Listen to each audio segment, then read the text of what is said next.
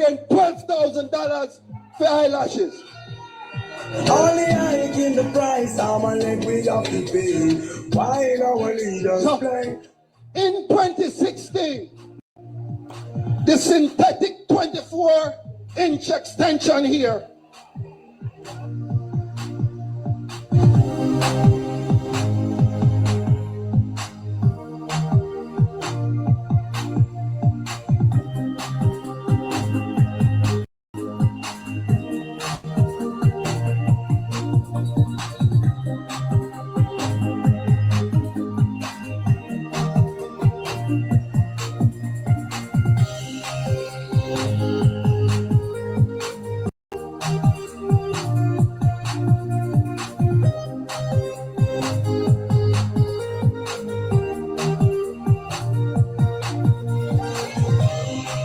beats a yum yum mother bumbo one. And right now you can save money on groceries if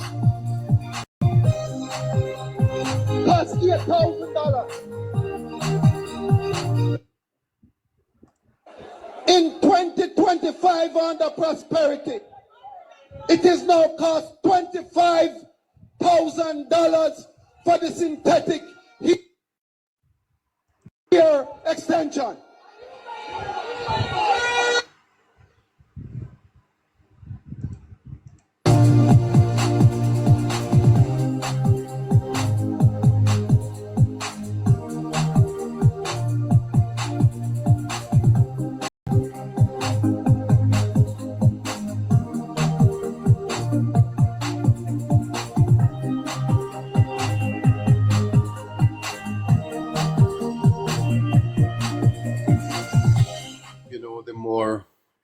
The more I listen to these people, the more I feel sorry for my country.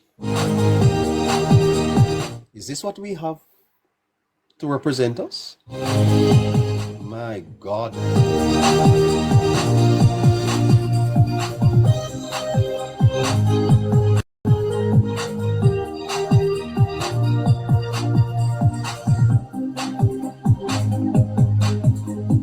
Talk about word salad.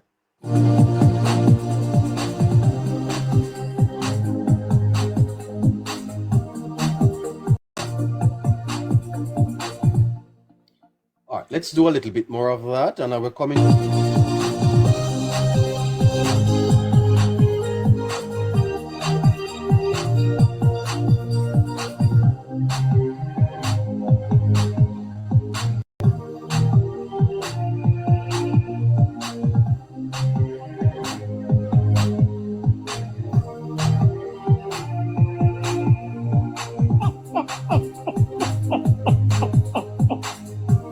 Oh gosh, I can't believe it.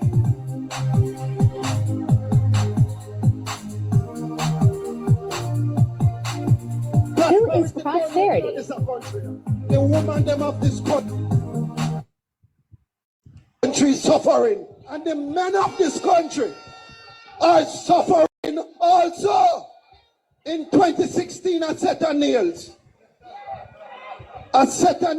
medium nails, cost $3,500 for a set of nails. Under prosperity, the ladies in this country are now paying $8,500 for the same set of nails. Hey, hi. Boy, I tell you something. This is all very exciting.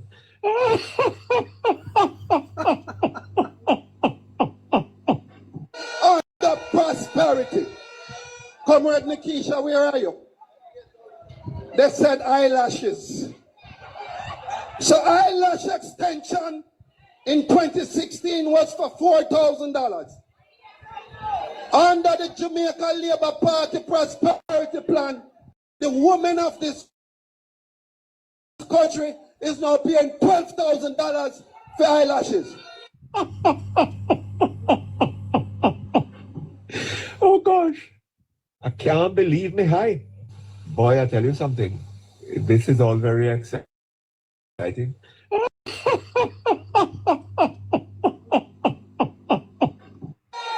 Only hiking the price. price, I'm like we have to pay. While our leaders So, play. in 2016, the synthetic 24-inch extension here cost $8,000. In 2025, under prosperity, it is now cost $25,000 for the synthetic hair extension.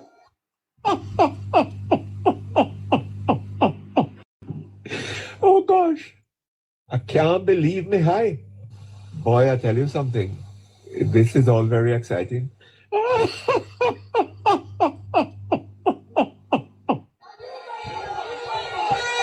Now, going to the human here next. As I know, all the PNP ladies is only human here that you wear.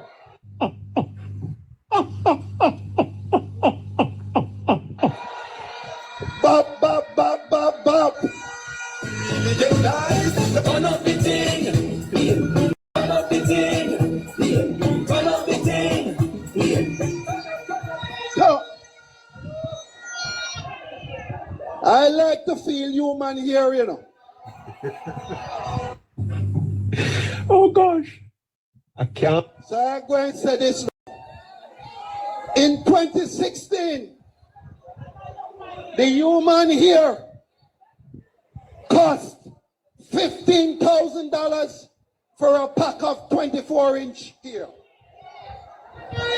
Under the Labour Party, that is asking all the women in this country to give them another term. It is now $60,000 for the human here. Can't believe me high. Boy, I tell you something. This is all very exciting.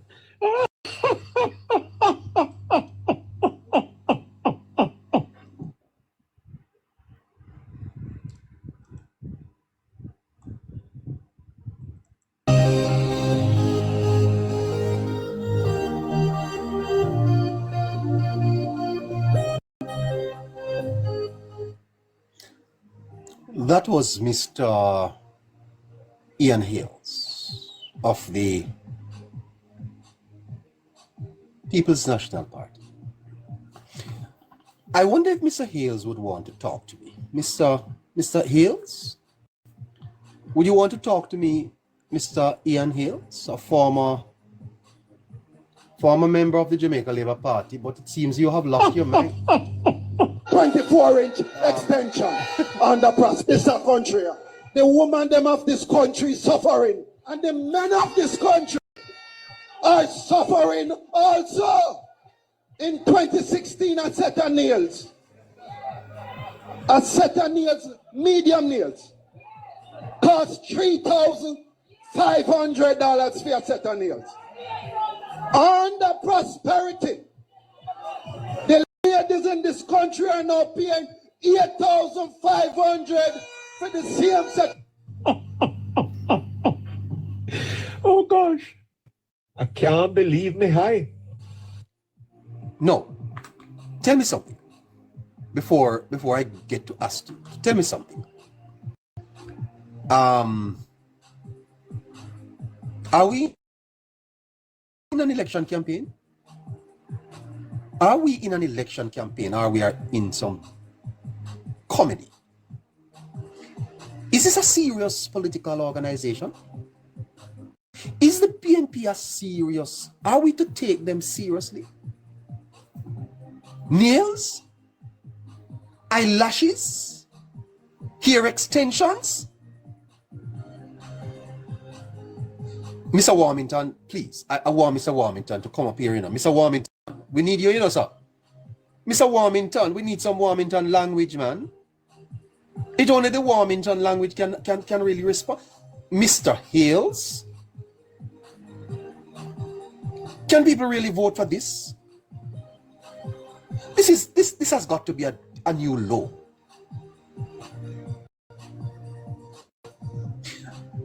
No, I wanted to deal with the PNP's education proposal, you know. Mr. Crawford, I want to talk to you, sir. I want to talk to you about the proposal. I want to look at the pros and I want to look at the cons. But are you in the same party with Mr. Hales? Is Mr. Ian Hales to be taken seriously? Is the PNP to be taken seriously? Is this what people have voted for and push up their hand in the air and shout blood and fire for? We are campaigning on eyelashes. Eh? You're not born with eyelash. You're not born with hair. You're not born with nails. And you have a message, a political message to share with people. And you go on stage and talk about eyelash? I don't want a girl with eyelashes, you know. So if you wear eyelashes, that Give me high. Boy, I tell you something. This is very exciting. nails? I'm not attracted to girls with nails. I like the natural ones, you know. Nails, Mr. Hales? I tell you something. This is all very exciting. The nails and the prosperity. Comrade Nikisha, where are you? They said eyelashes.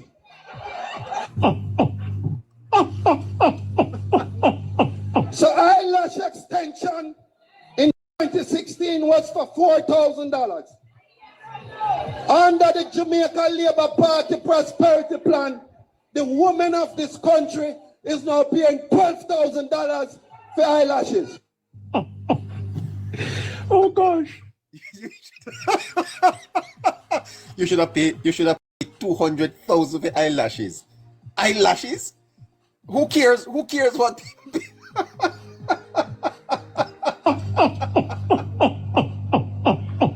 Boy, Mr. Hales, you don't even. I hope they vote out, Mr. I hope they don't vote for Mr. Hales. What a piece of. What a shame. You should be ashamed of yourself, Mr. Hales. And I tell you the truth. The PNP should be utterly embarrassed to have Mr. Hales. And you know, you see those people in the crowd? Those people in the crowd smiling and laughing. They don't respect you. Mr. Hale does not respect you. Had Mr. Hale respect you, because Mr. Hale couldn't come talk to me about eyelash and extension and calling up Nikisha Burchell on stage to show her eyelashes and hair extensions. Is that what we are promoting? Is that what the PNP is offering to Jamaica? Hair and nails and eyelashes? So what they're going to come with now? Breast extension and bottom? What about penis lengthening? Maybe. Is there any cost to give you a bigger penis? Or tighten your vagina? Maybe. I don't know. That's where we're going next. What about roses? What's the price? What's it? What is what was the price? Can't believe me high. What was the price for roses? This is all very exciting. By the way, Mr. Hales, roses, the price for roses in 2016 was what? About how much? How much for a rose? Hi. Boy, I tell you something. This is all very exciting. What about dolls? Why not give us the price for dolls? We can get some dolls and roses. What about dildos? We couldn't get the cost for dildos in 2016, since as you're going to go to eyelashes. Yeah, give us the price for the roses, man. What about the blue pill? You have the price for the blue pill Mr. Hales? Viagra. You have the price for Viagra. What was the price for Viagra in 2016? You could get that too. What about condoms? Which one you like? You like Long Love or you like Durex? What about back road?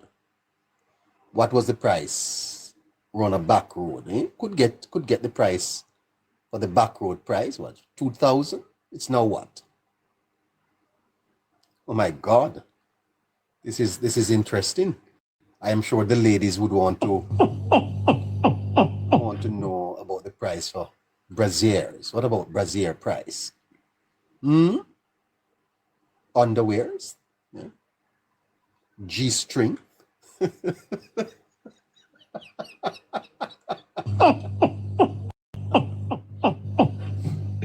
Oh gosh, I can't believe me high. Louis Vuitton. And that This is all very exciting.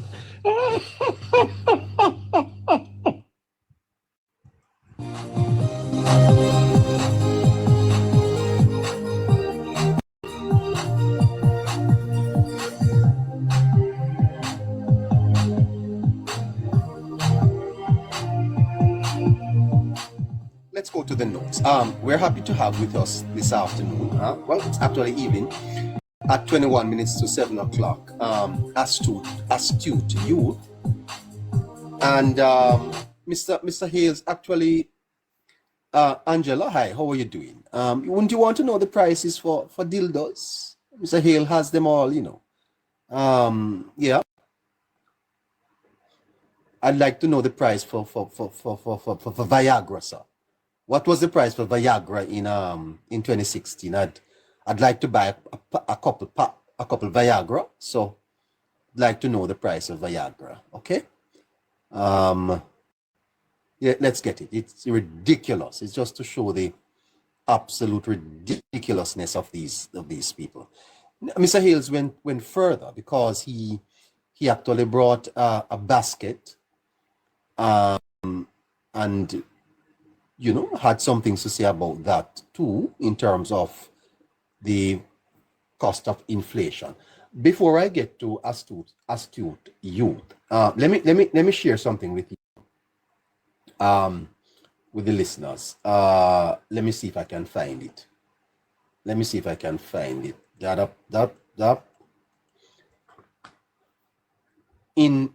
2016, inflation was 2.3%. In 2017, inflation was 4.4%. Prime Global, thank you. In 2018, inflation was 3.7%. Annual inflation rates. I'm going to deal with this patty thing, the patty. And I want Jamaicans to understand that $16,000 that you get now for minimum wage can buy you lots more patties than what $6,000 could do. I wish if Mr. Hales could come up here, you know. Ian Hales from the PNP. Neighbor want to talk to you. Let's have a conversation, Mr. Hales, on inflation. Let's compare the figures. In 2021, inflation was 5.9%. 2022, it went up a bit. COVID, 10.3%. In 2023, 6.5%. In 2024, 5.8%. You know what inflation is projected to be for this year? Less than 6%. Less than 6%. Now, let's go to inflation under the People's National Party. Mr. Hales, you up there talking about eyelashes. In 1990, inflation was 24%. You know what inflation averaged under the People's National Party? You know what it averaged? Average means when you put all of them together and divide it by the number. You know what it was? Almost 18%. Almost 18%. As a matter of fact, inflation in 1994 was 35%. And at one point, we had what is called hyperinflation, over 70%. In 1992, over 70%. Inflation average under the People's National Party, almost 17%. And Mr. Hales is up there talking about eyelash, the price of eyelashes and extensions, which are not necessities for people. You don't have to buy eyelashes and ear extensions. Yes?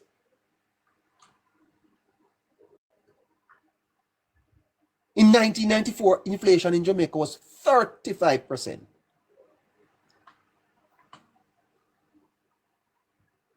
In 1996, 26%. And let me go back and show you. I don't want to be partisan. What I want to do is to be truthful. Since the Jamaica Labour Party took power, the highest inflation has been is 10%. And that's in 2022. And you know what happened in 2022? And this year, 2025, inflation is running under 6%. It's a flawed comparison. It's dishonest. It's propagandistic. It's a lie. And the minimum wage worker in Jamaica today is far better than they were in 2016. Far better. And I'm going to prove it to you. Because the people are being taken for fools. There was a time in Jamaica when they printed money. And then they had to mop it up. Too much money was in the economy. Too few goods. Prices went out of the roof, Mr. Hales. You know, Mr. Hales, I can tell you, you know, at those levels, what the price of hair extensions would have been and eyelashes.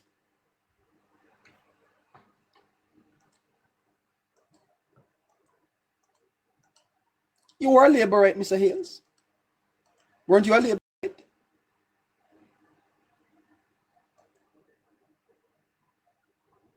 In 2016, minimum wage was $6,200. In 2018, there was a 12.9% increase in the minimum wage. And let me tell you this. You know, go like this when I say this government here has been very strategic in caring for the poor. The government has been extremely careful and caring for the poor. They have always kept the minimum wage increases above inflation. And not only that, but you know what they have done also? In addition to raising the minimum wage above the inflation rate, they have buttressed that with a number of social policies that benefits the very minimum wage earners. In 2022, the minimum wage was increased by 28.5%. Never under the PNP did minimum wage workers see them increase yet. Never. I'm going to go back to the rate of inflation to the period of the 90s. The people must hear it, and it must sink in as you go to the polls.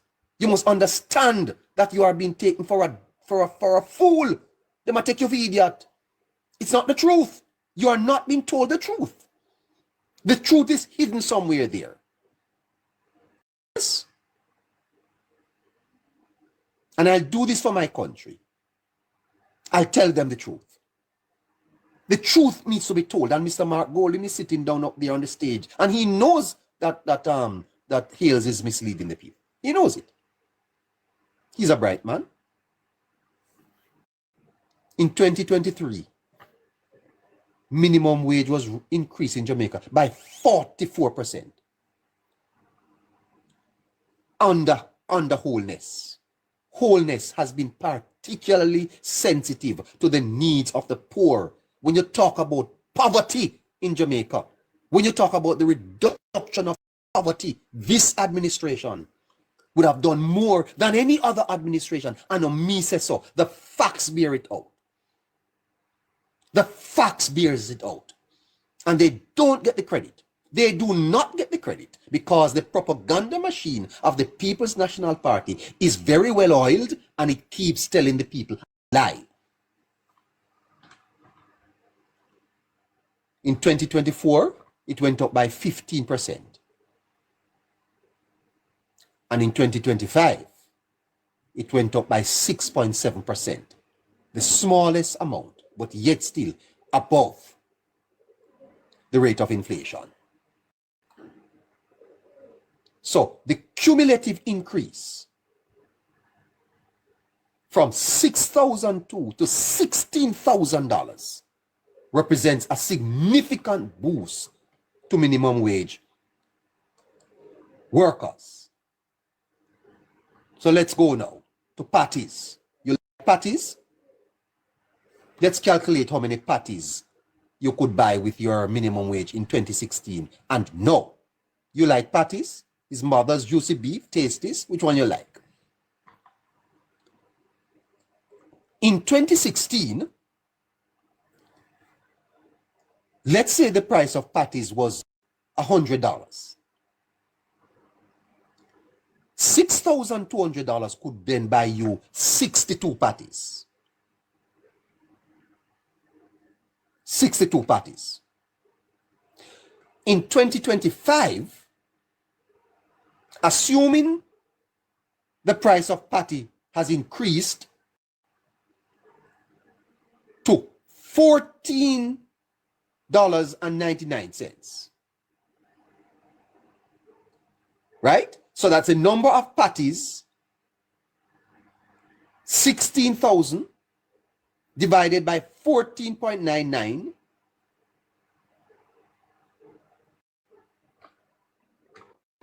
I hope I'm getting my figures correct here. I work it out. No, neighbor.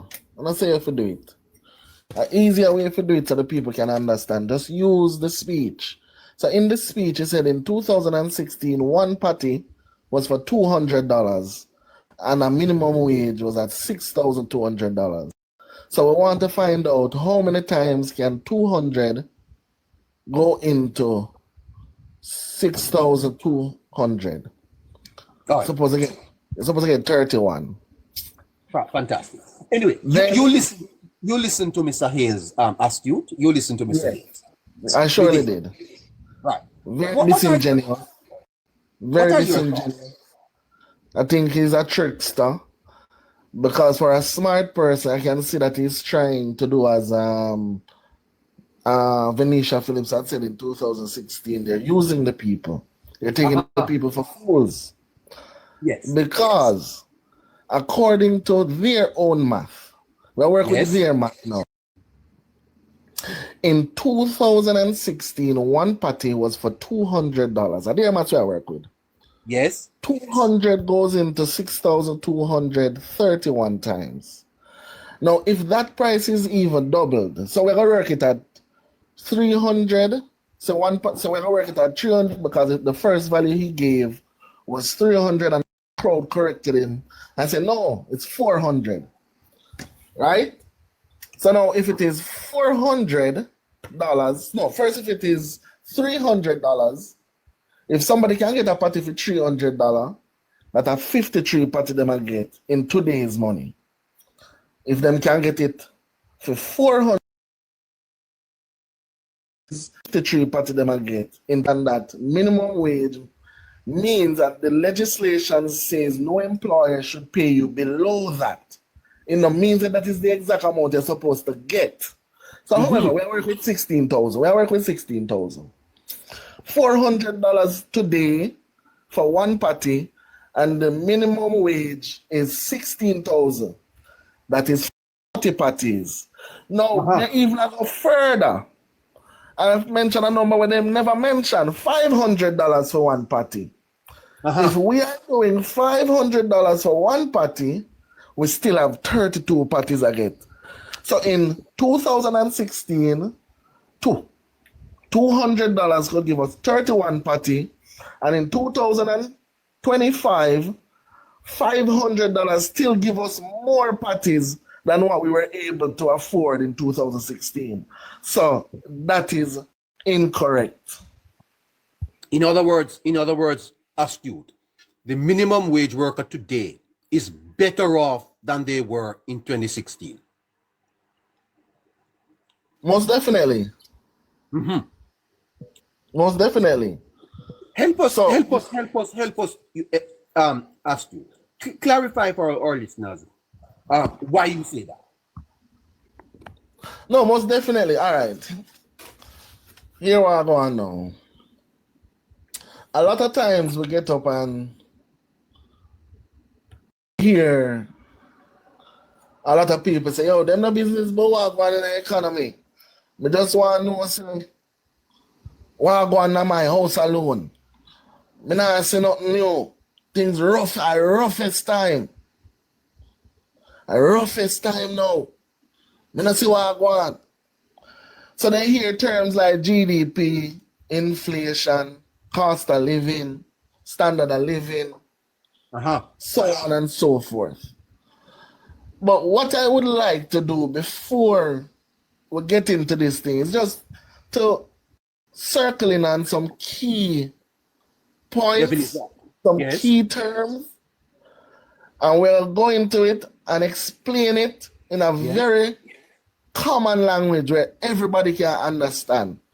Even the man who operates him hand card to get taxed, him can understand what a clock a strike.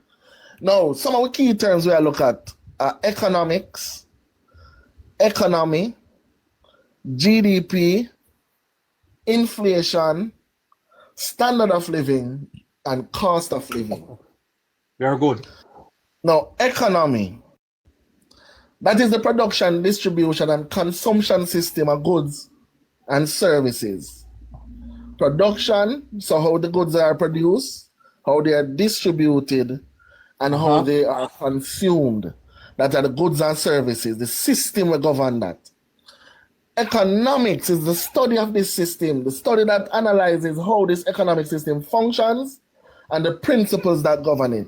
So now some of those principles, one of the main tenets, one of the main principles of economics are supply and demand. Yes. Now, in order for you to understand what is happening, you have to understand what they mean by supply and demand. Yes. Now, the core idea behind this is prices are determined by the relationship between how much people want something. So, how much people want something that is your demand, and how much is available, that is your supply. So, essentially, if you have something that is you're selling, say bag juice, and not many people want bag juice, which means the demand for bag juice is not high. Yes. It means that you have to go sell your bag juice at a price where I go we are going to coerce, we are going to try to turn your mind to say, I'm not buy bag juice because it's so cheap. That is the method we have to go through. However, if the demand is high and the supply of bag juice is low, then getting a bag juice is going to be very expensive. I can use another thing which is a part of the informal economy. People on the program might smoke marijuana. So they know about the dollar bag, the $5 bag, and the $1,000 bag.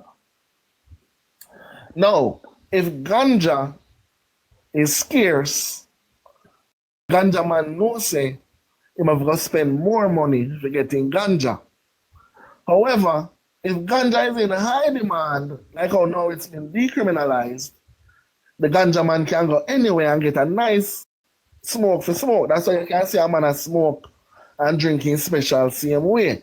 So that is Yes. explaining your supply and demand. Now GDP, Yes. which stands for the acronym stands for gross domestic product, which is a fancy term for say the value of the goods and services produced in your country. So your overall economic output.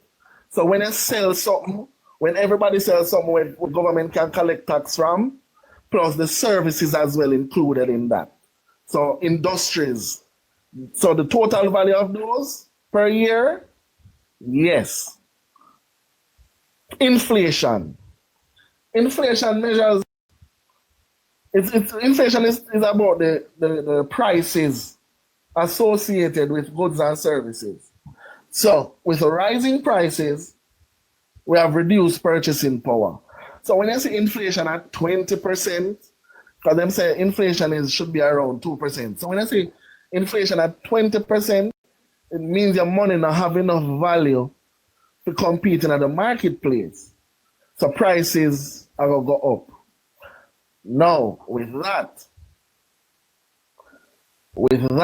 in mind, we come to standard of living. No, sorry. We're talking about cost of living first. Because I want to show how cost of living and standard of living connected. Yes. Now, cost of living refers to the amount of money needed to cover your basic expenses. So that are like pay for sleep, the food you need to survive, the transportation where you take if you go work, or where you need to go from point A to point B, access to healthcare, and taxes. So that refers to cost of living. Standard of living is a broader measure of material well-being, which means your income level determines your standard of living, access to education, because the more trained you are, the more income you can negotiate for. Your life expectancy is a part of your standard of living. Employment opportunities based on your education. Quality of housing and healthcare will become accessible to you based on your income. And leisure and safety. So I talk about controlling crime and building safe spaces, green spaces like parks, access to beaches, so on and so forth. Now, after we're done explaining all of that, let me use the examples of that Mr. Hill was using. Well, not all of it. He would have mentioned Patty, and you mentioned Patty as well. Patty's a good one because the price of flour has increased exponentially. So Patty is a very good one. Now, before I give you the examples of Patty, I want to delve into where is our cost of living in 2016 compared to today? Yes. Now, without having to read off all my notes, I will just give a summary and I can tell you the source that I've gotten it from. Yes. Now, cost of living has gone up. No doubt about that. So that means the things that we used to pay $100 for in 2016, you have to pay more fee now. However, so has the standard of living.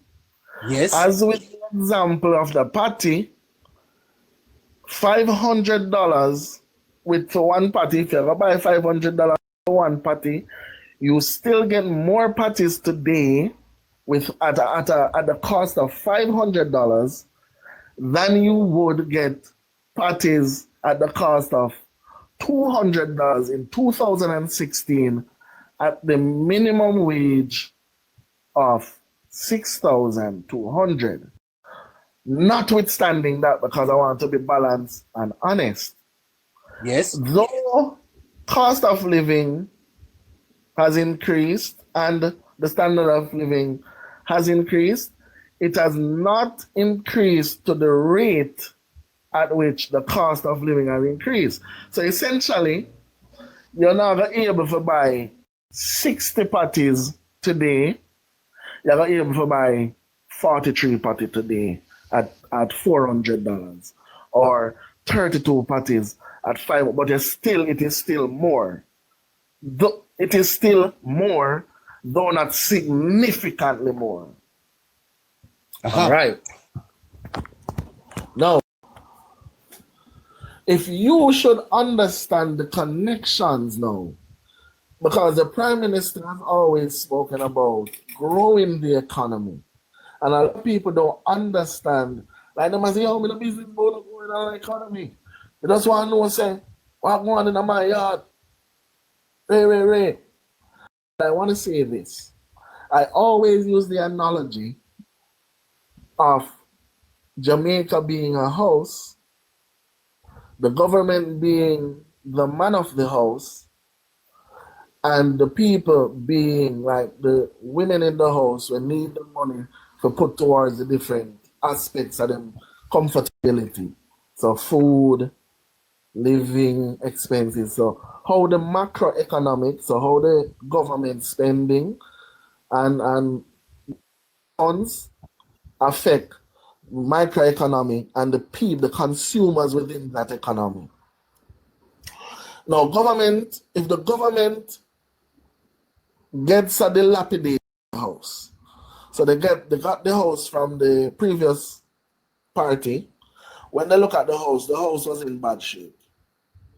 Very bad shape. 140 debt to GDP, crime sky high, standard of living low, access to healthcare and education not as it is today, agriculture and rural development low, so on and so forth. So we are looking at those indicators to determine, is the government doing a good job, even though standard of living is not significantly outpacing cost of living. Now, what has the government done to ensure that the gaps are filled? One thing was the solidarity program. So before I get into that, let me just do a recap. Mr. Hills would have been positing, he's putting the point forward that prices in 2016 compared to 2025 has gone up. That is true. However, it does not tell the whole story, because now we have something called standard of living. He failed to address whether the standard of living has gone up, because I will give it Canada and Sweden, the cost of living is very high. However, the standard of living is also high.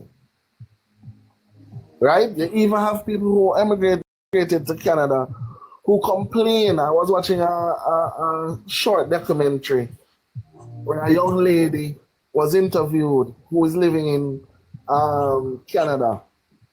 And she said that the quality of life in Canada is worse than what it was in Jamaica. It is worse, and I heard that story from many people. The quality of life in Canada is significantly worse than it was when she was living in Jamaica. Yes, so we look at the cost of living. Yes, prices have gone up, but are people able to afford these prices today? Based on what I have just given, all the breakdown, yes. Now, for those people who are amongst the most vulnerable, hear what the government has done. So for the people who may not have gotten the right wage for the lifestyle where they want to live, because they find themselves in a rather unique position, this is what the government has done. Solidarity program. A new $1 billion initiative designed to reach 50,000 Jamaicans who aren't enrolled in existing support systems like PATH or the NIS. Those who qualify include the elderly, the disabled, unattached youth, informal low-income workers, medically indigent, and micro-business owners affected by disasters. So the other day it was COVID. Something else might come along.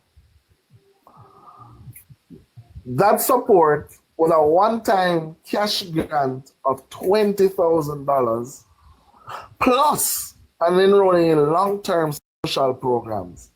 We have never seen anything of this nature since independence, where we are faced with serious economic challenges and the government give back its citizens money, right? We now have the Public Assistance Division administered by the Ministry of Labor and Social Security. PAD, which is the Public Assistance Division, offers non-contributory social assistance through several targeted grants, and I want to get into it. One such grant is the rehabilitation assistance. The purpose for that is to help to boost small income generating projects. So maybe a man wants to set up a little shop for ultimately make it in our wholesale. Once him have a good business plan set out, boom, he can get him grant. Compassionate assistance covers urgent needs like medication, housing repairs, or funeral costs. The next grant is emergency assistance. Provides relief after disasters like floods and fires. And the last one, education and social grant, which supports children with school-related expenses. Another one is the JADEP, Jamaica Drug for the Elderly program. It improves access to essential medications for citizens aged 60 and over, helping reduce healthcare costs. So remember what we're talking about. We're talking about the link between cost of living, cost of living standard, the standard of living, your cost of living, and what mechanisms, what programs have been put in place to fill these gaps. Other programs would be like the PATH, where they increase the benefit, as well as number of beneficiaries, as well as what the kind of benefit that you get. So education and food, etc. Social pension programs. Yes. Elders who are not covered by NIS can get a pension. Never happened before. And of course, we know minimum wage increase, which we had touched on first. Now, before, because I'm a man, I like to provide my sources, you know. My source, the Jamaica Gleaner, JIS, the Ministry of Social Security, Labor and Social Security, and the Jamaica Observer. Yes. Now, if we should look at the indicators like cost of living, so the indicators that affect our standard of living, and to fill these gaps, we're going to look at things like cost of living, average salary, social support, healthcare and education, and GDP per capita. Now, without having to go into all those numbers, I'm just going to tell you how they are moving. Cost of living, as everybody can see and everybody know, has gone up. Average salary, the average salary has not gone up significantly, but it has gone up. Social support, much more than it has ever been. Healthcare, improving. GDP per capita, that means the amount of the value of the goods and services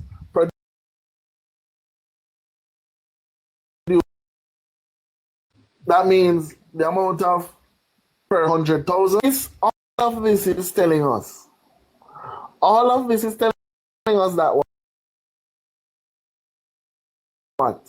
Yes, cost of living is going up, but so is the standard of living. Yes, prices have gone up, but people are able to afford these prices.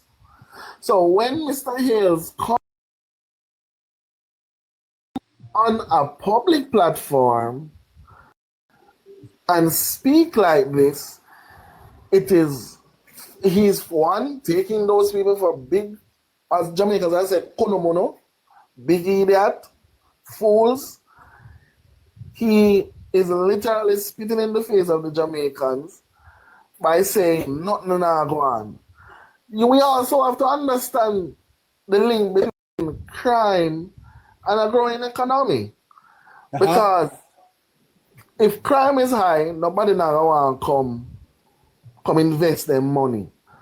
Investor confidence, in order for us to want to attract people to come to Jamaica, we have to make them feel safe when they come here.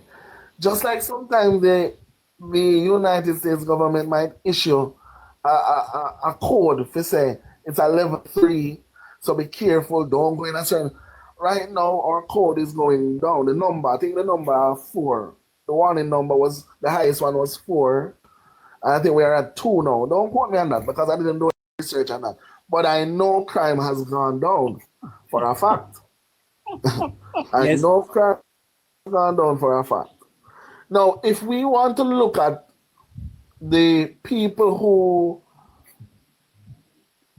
the government is appealing to, because it is said that even as I was watching a talk show on Nationwide, I don't remember if it was Nationwide. I think it was Nationwide, where a counselor, the president for the PMPYO, it was a young lady, was saying that JLP, the Jamaica Labour Party, is more inclusive where young people is concerned. So I want to look at that subsector for a little bit and tell you what the numbers look like. You don't have much more time though. Yeah, man, quick and fast. For the youth, in the area of education and skills development, tertiary enrollment increased from approximately 28% to 40% today. They've expanded scholarships, so youth summer employment program. Since 2017, 42,000 youths have benefited. STEM and technical education, that is something that we are putting greater emphasis on because we realize how the world is changing. Employment and income, still high. Youth are being hired at approximately 17.7%. So the Hope and Hard Trust NTA, weekly earnings, 17 to 18,000 per week, so a little bit above minimum wage. They also have entrepreneurship support. Digital inclusion now have reached a place with technology that we've never before seen. Crime and safety. So with all of this being said, in closing, yes, sir. Yes, or the cost of living has increased, or the price of goods and services has increased, but it is shown that we can afford it, and where we can't afford it, there are social measures put in place, social intervention measures put in place to ensure that those who are most affected, the most vulnerable, they have access to fill those gaps. And in understanding how the governance of a country interacts with its economy, we have to understand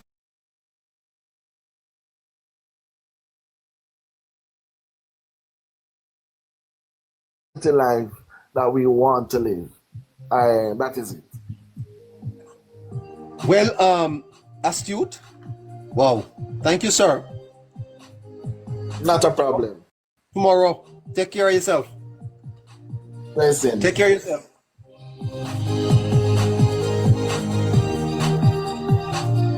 listeners, that was Neighbor's Notes for today, done by Astute Youth, helping us to understand a little bit about how the economy runs. Join him again tomorrow when he'll be back to sharing the Neighbor's Notes, getting some new voices in the notes. All right.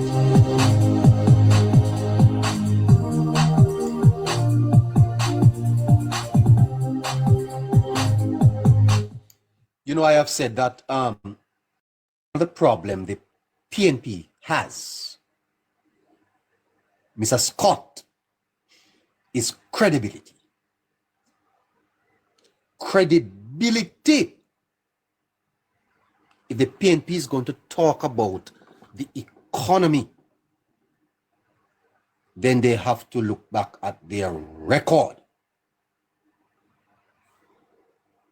And I saw someone in the group talking about if you had paid attention in class, in your econ class, you would understand what the Astute Youth was saying. This matter of inflation, you have to understand the factors that go into inflation. Yes, and one of the factors is excessive money supply. It's very, very important that the economy grows, that it is producing. Right? Because when you have inflation, high inflation especially, it erodes. They say inflation is a tax on the poor. It erodes the purchasing power of the Jamaican dollar. And I don't know if you picked up what Astute was saying. To Mr. Holness's credit, whilst we have had to manage inflation, whilst cost of living have gone up in Jamaica, the government's response is significant to curtail the pain. So whilst cost of living would have gone up because they are internal, meaning government can control, and external, for example, tariffs. When the United States implements tariffs, that's nothing that we can control. The cost of oil, the cost of grain, these are external factors, not having nothing to do with what is called fiscal and monetary policies, which are largely managed by government and central bank. And I want you to understand that during the period of PNP management of the economy, inflation peaked at 77%. No. What does that mean? 70 in 1 year. Inflation averaged almost 18% under the PNP. Right? And what that resulted in was a devaluation of the currency. You know, you hear these people now talking about the dollar. I'm not staying on this program long, you know. Can't take it. Not staying here long. Soon gone. Mr. Kota and go through. Soon gone. This is something there. Can't deal with it. We can't take the deception. We can't take the lies. We can't take the lies, madam. No, sir. I cannot come here every day. Because I am beginning to feel I have to be defending the party, the Labour Party, and I don't want to. I don't want to feel like that. Like I'm doing that. It feels odd. Like I am doing PR. And I don't like that. I don't like I don't like this. But I can't see it and know that it's not true. Right? When you have inflation at 77%, man, you're killing the poor, you know. It's a tax on the poor. Right?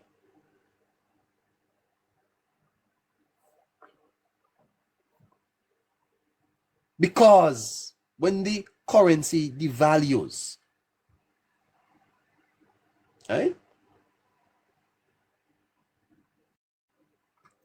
Imports a lot more expensive, potentially causing the inflation to go even higher. I'm going to tell you again, since this Labour Party came into power, the highest that the inflation has gone to is 10.3 in 2022. And you know what happened in 2022? This administration had inflation as low as 2.3%. 2.3%. I mean, some people would argue that that was a carryover from the previous administration. We give you that. 2.3%.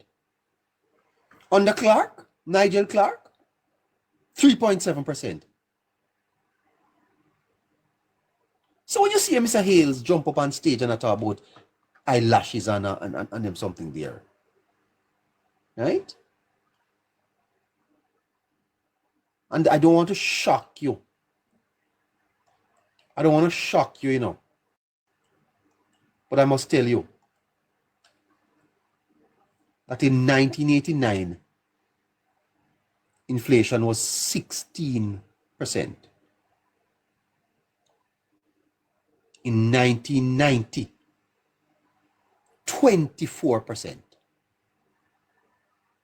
Now, Mr. Hales, would you mind telling us how much a patty cost in 1989? How much a patty cost? How much was a patty costing in 1989, Mr. Hales? And tell the people the truth. How much did the patty cost in 1992? 3 years after you took government. How much was the patty in 1989? How much was the patty? And tell the people, 3 years after you had government, how much the patty cost in 1992. How much?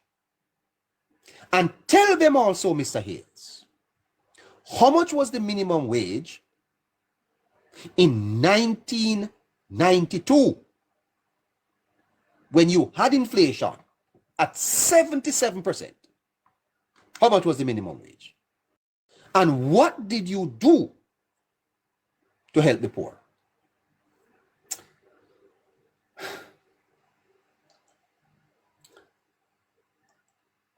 I'm going to my yard.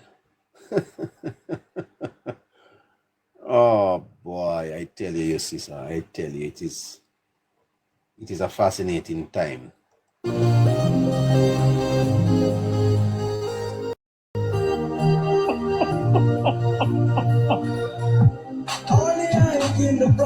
Prosperity. This a country. The woman them of this country suffer.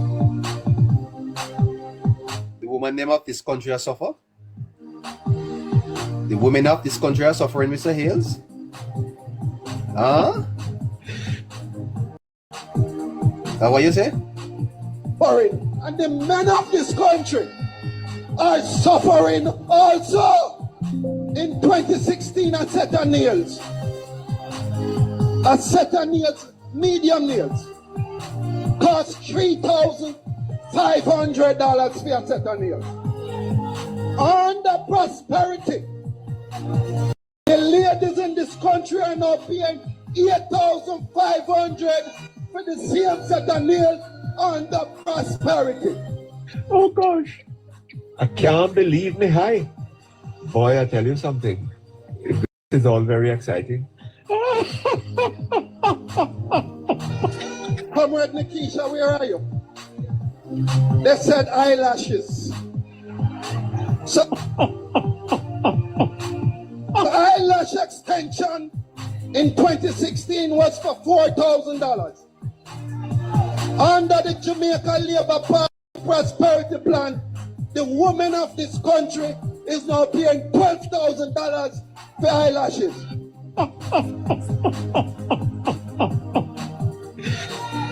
Only hike in the price, I'm on the way up. Stop. Our leaders play.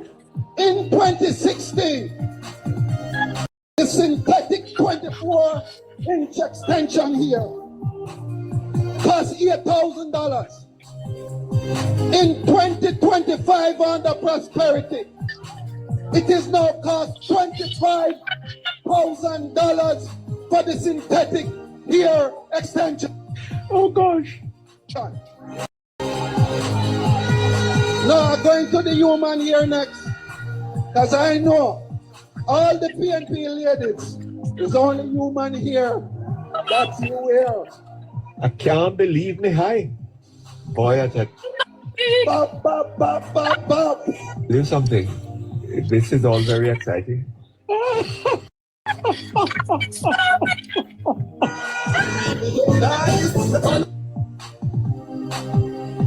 right.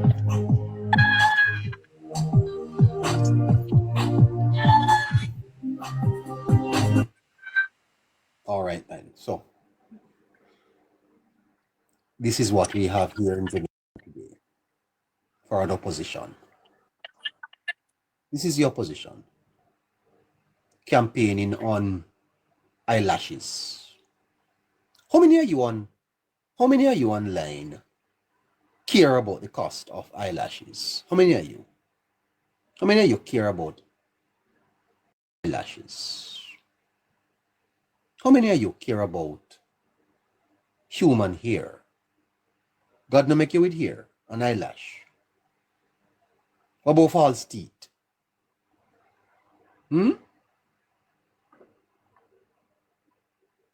As I said earlier, what was the cost of a dildo? Why not include dildos? You don't need more dildos today, man. What about roses? I got to one place earlier today and I saw roses. The ladies' toys. Roses. What was the cost for roses in 2016? Mr. Hales, you could tell us that too. Yeah. What about Viagra? Anybody interested in Viagra? What was the cost for Viagra? What about, I understand that they have some things that you could use to tighten up a bit there.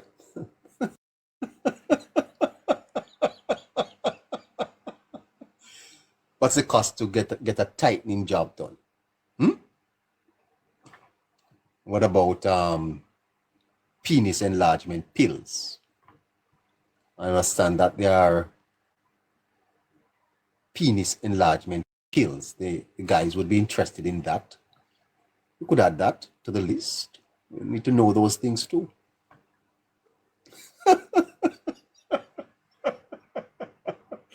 I tell you the truth, it is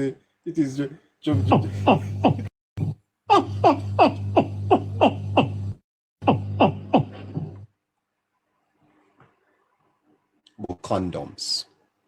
What type of condoms do we use here?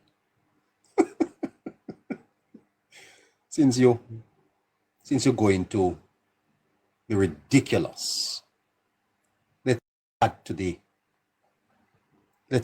ridiculousness of the presentation.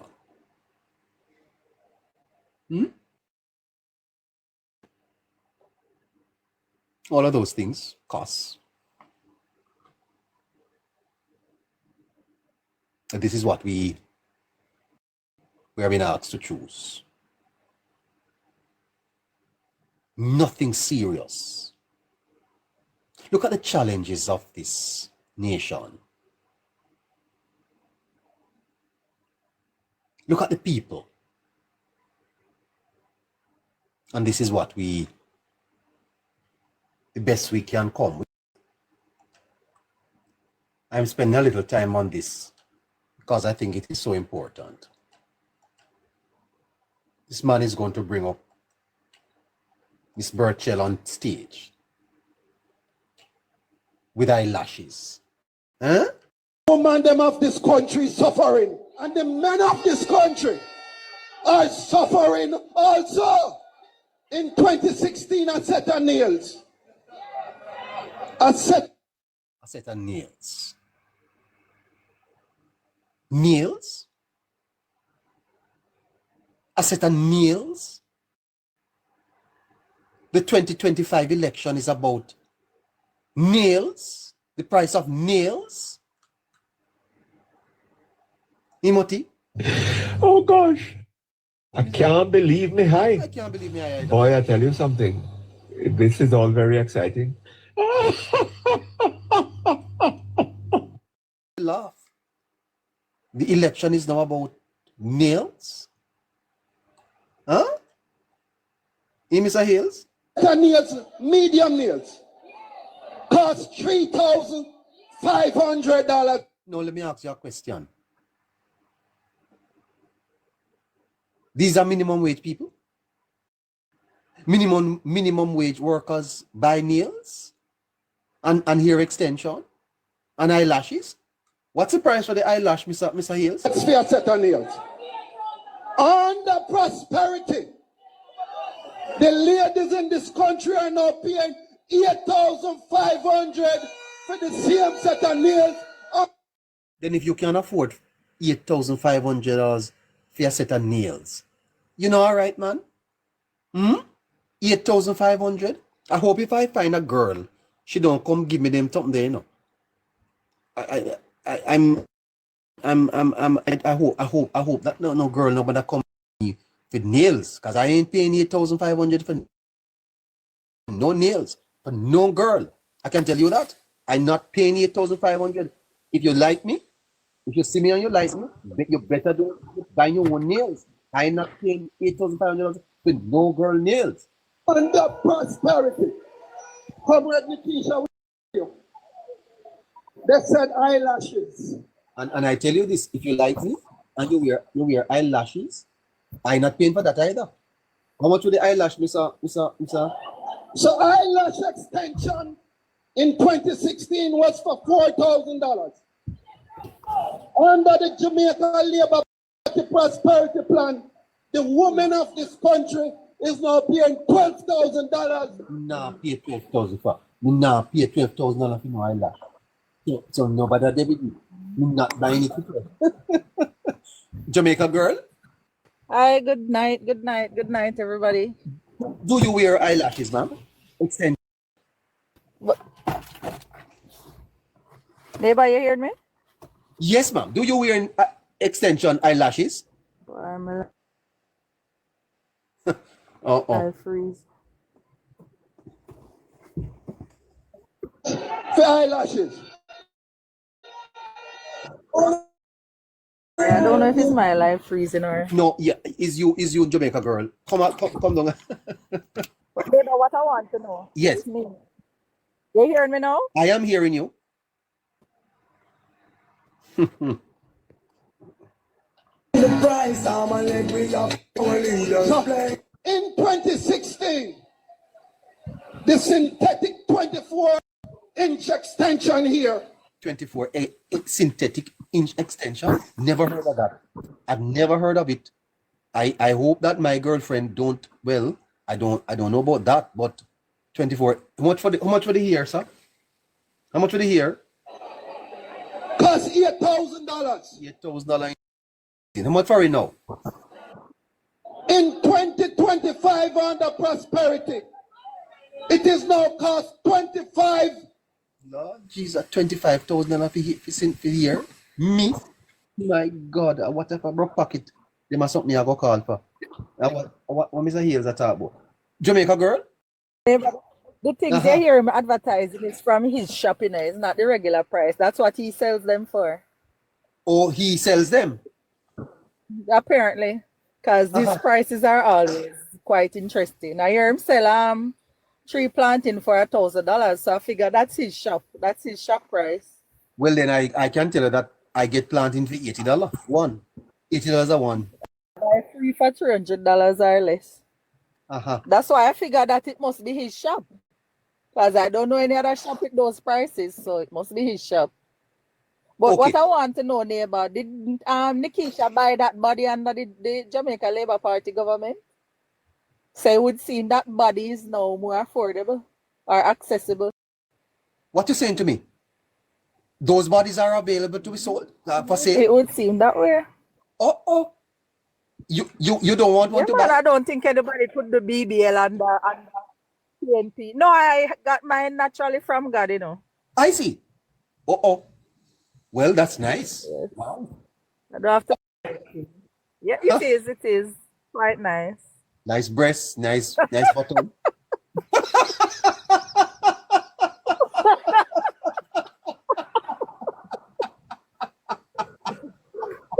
$1,000. Leave me Somebody high. could have bought BBL Boy, I tell you under something. PNP neighbor. This is all Everybody very who have exciting. flat bottom and flat breast and just stay that way.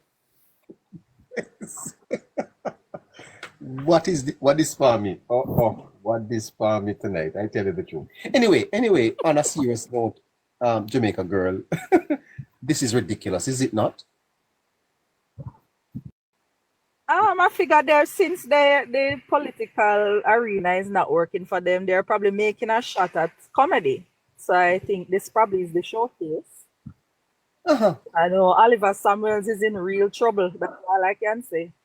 Yes. I wonder if they have any chicken pill. You know, they have the pill.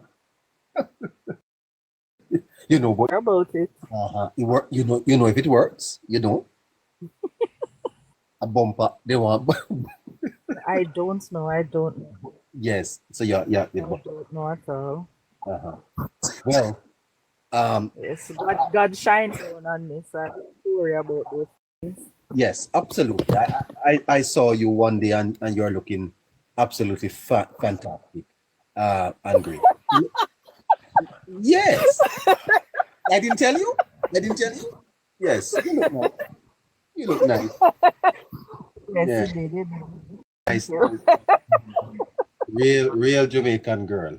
Hold on, listeners. We're coming back to you. Bridget said chicken pill was in PNP days, so now people have moved on from chicken pill to BBL.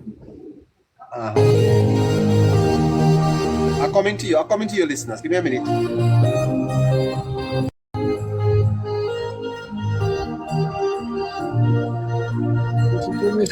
Jamaica girl is when they don't have nothing to talk about. When they don't have nothing to talk about, that's what the PNP don't do.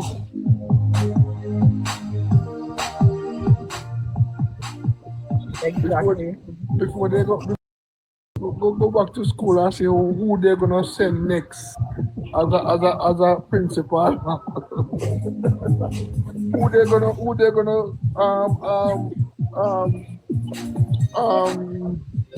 employ next as a principal. We show them the 9.5 plan. PNP, they don't have nothing to do, they don't have nothing to say. The opposition leader go to the sir? Eat your heart out. Eat your heart out.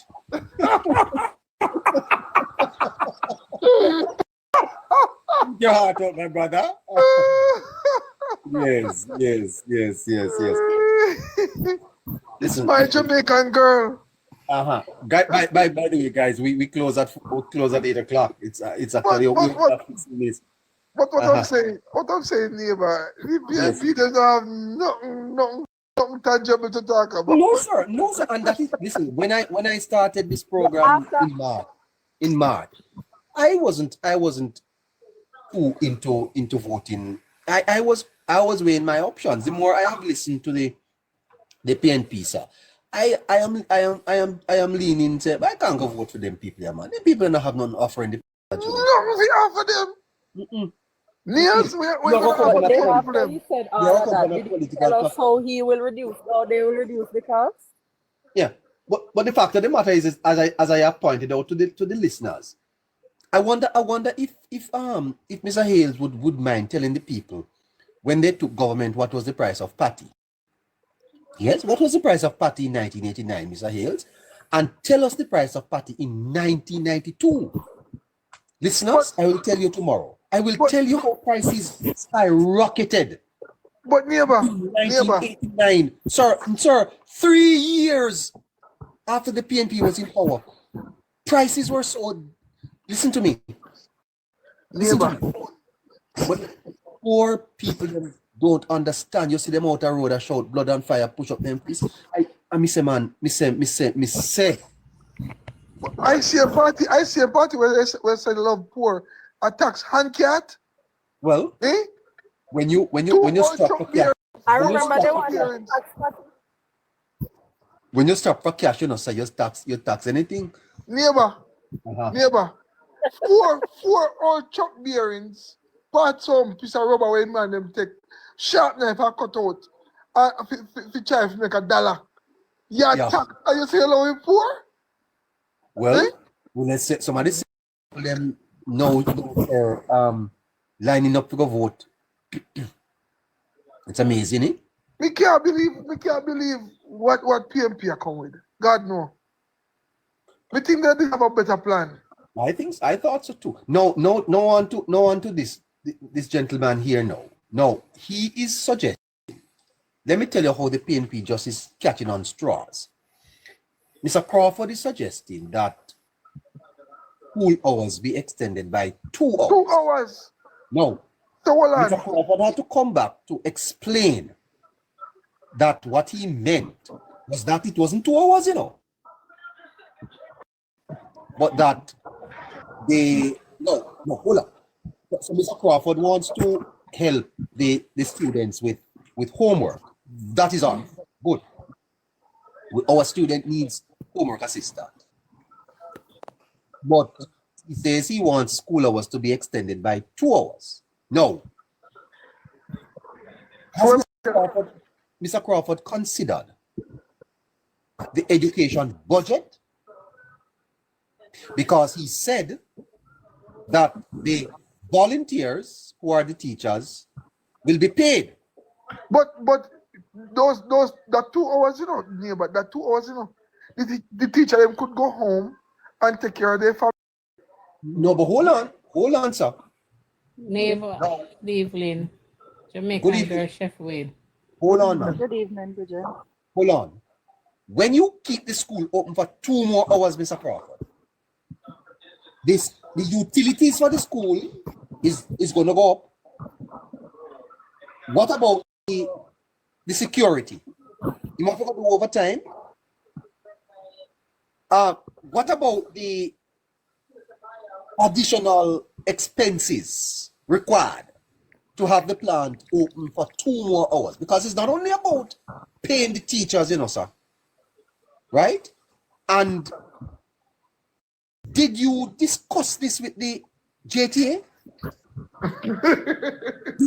Did you sit the teachers down and ask them if this was something that they would support? Huh? What about fatigue? After being in this environment for all day, what about fatigue? Yes? Miss Bridget? Bridget?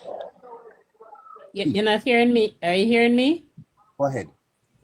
Yeah, what I'm saying that I was saying it on another live.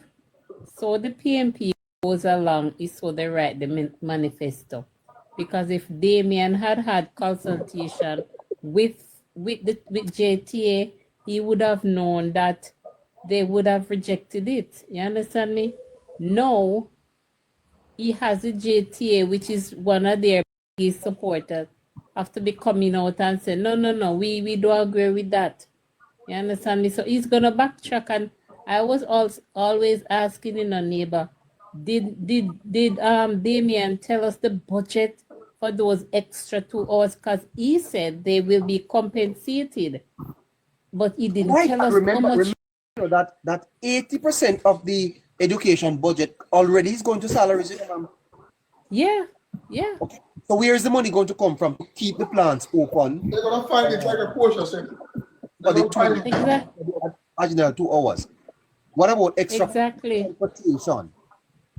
So suppose I don't food, because the kids are hungry again by then. You may have to provide 2 meals instead of 1. Yes, you're gonna have to give them a snack. You know another thing. You have to give them a dinner, because remember there's travel time as well to get home. You know another thing, Jamaican girl.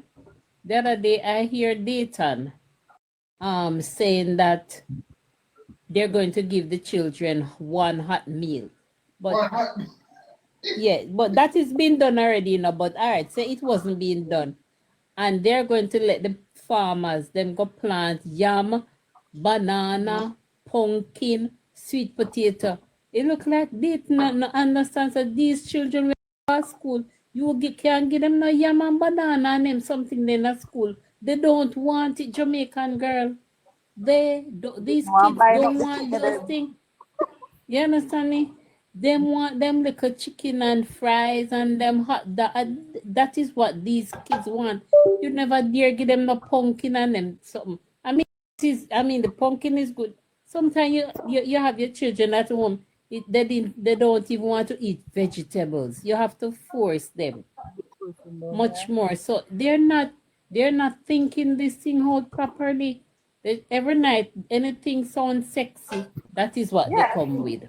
Jamaica. What comes to mind, they just say it. Yes, neighbor. Yeah, they just say it. My time is limited. I actually only have 10 minutes. Can you just give everybody 2 minutes and let's go. Prezi is next. Okay, let's see how much we can take in. Good night, Prezi. Oh, yeah, man. Yeah. No, I was gonna give Prezi the mic because she just came on. Thank you. All right. You know, I just want to say that the PNP, what is very characteristic of how they campaign, gutter politics. It is getting the neighbor to the point of just being asinine. We understand that politics in its nature sometimes will be theatrical, because it's campaign time and people are politicking. But you know, Prezi, we have to be careful with this theater, though, because we have had too much. We don't need a theater right now, But that's what I'm saying, that when the theater now becomes center stage, and it is,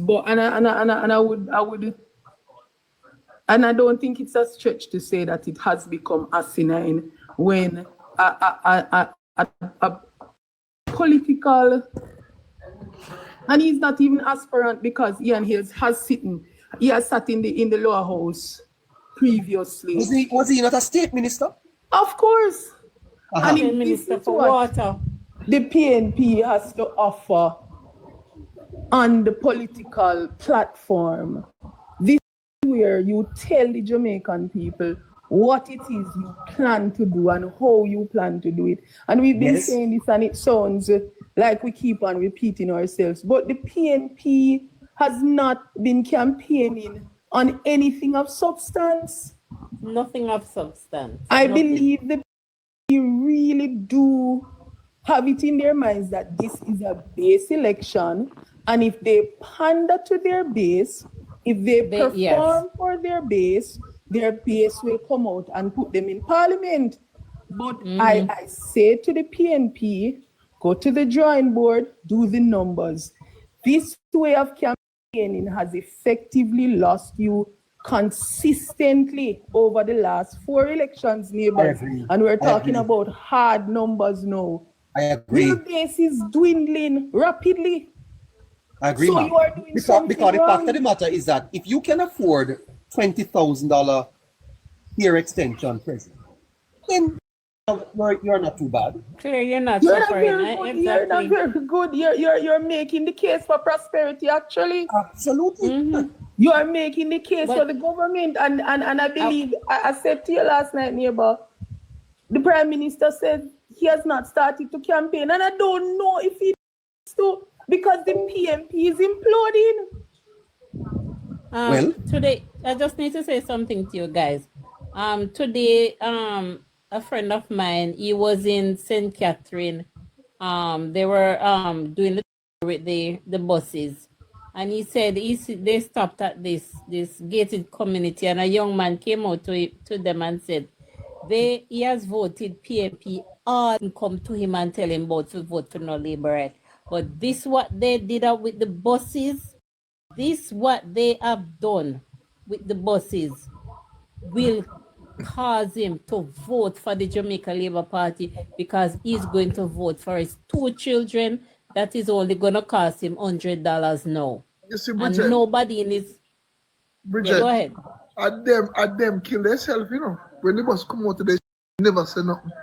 They should never oppose it. They should never open them out and Mark Golding and Peter Bunting kill the party. You hear me?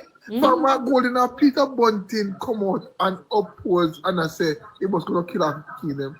Jamaica people look at them differently. And them could have their own self. Look at they was in a good position, you know. But for Dial Voss carrying the bus and they oppose the bus. They kill off their own self. Don't they want to play catch up and I say it's a good something about the bus. But the gentleman said he has 2 little girls and him don't want to kill anybody for them. So you know I'm going to vote for the Jamaica Labour Party that because he's going to benefit. And that is what a lot of people, that is what the PMP is not realizing. Yeah. But in the middle of an election campaign too, you are going to come with a policy that you need to come and explain. A policy so important as extending school hours, something that you consult with and talk with the teachers. In Prezi? Neighbor, I think what Damien did, because he said he would pay them. I think that's the catch. You understand? To give them more money. But he thought that would have caught the teachers, but no, a teacher said they can't pay her to do that. I think that was the catch to tell them that want to work any longer hours. Exactly. Yeah, that was the catch. But it's like him draw back card right there, so neighbor. Look at him.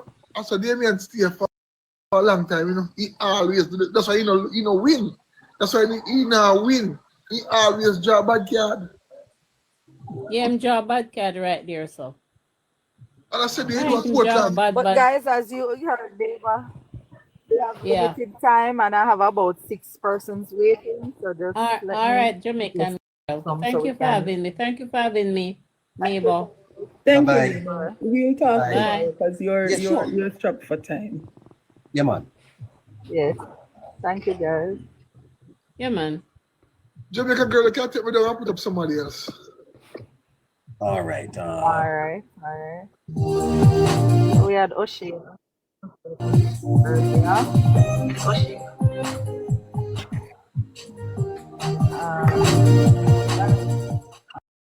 Good evening, sir. Good evening. Good evening, neighbor. Good evening, Jamaica girl. Good evening, everybody. Good evening, sir. 2 minutes. Yes, man. So, when I just had to call you because for the past couple of days I've just seeing what is happening in terms of the campaign, and I'm flabbergasted. I'm telling you. I don't know if you heard the one from St. Thomas, Western St. Thomas, and how he was ordained to lead the people of St. Thomas. And one of the things that he would have been saying was that they must remember that I him bring fireworks come to St. Thomas. Fireworks. And to hear you play that today with Ian Nails talking about nails and extension, I'm saying, where are their minds? The mind gone. The things that they talk about is like they're so unserious. Yes, sir. But you know, one of my concerns. One moment, I'm not hearing. Go ahead, yeah, go ahead, sorry. One of my concerns. Leadership is a function of followership. You understand what I'm saying? Yeah. When you look at leadership, sir, and the success of it, you must also examine that which it led, or those whom it led. And where I'm from, Mr. Hales would not come and make that speech. Mr. Hales would not make that speech to the people in the community where I live. He would. So how does he see those people? I mean, and it is something that the people need to understand, that these people are not valuing their intelligence. No, they don't. They don't see them as anybody that can understand anything. Because when you go to poor people and go talk about eyelash and hair extension, and you know or maybe that's what most people are interested in. Is that what poor people are interested in, sir? I don't think that's what the people are interested in, you know. I just think they know that the people that they're talking to are just there for the hype and the reveling. So no matter what comes out of them out, they are going to get a forward. They'll just say anything. But sir, your responsibility as a leader is to inspire. Is to inspire the people. To inspire them. To let the people understand that eyelashes don't matter. All these people have children going to school in September. Huh? But eyelashes? Never since they started the campaign, you from the platform, them trying to inspire hope to their people at anything. All they do is to try to change a positive outlook into a negative one. I don't know who at this point of the campaign, or at this point of the election campaign, I don't know how we are saying that this election is closed. That is what I am concerned about. I am concerned that we are saying at this point the election remains competitive because there is a massive, well-funded propaganda machine that is out to persuade minds that not now go on. And that makes me worry for our people. I worry for my people because you have two glaring contrasts of what leadership is. You have two glaring contrasts of what positivity and negativity is.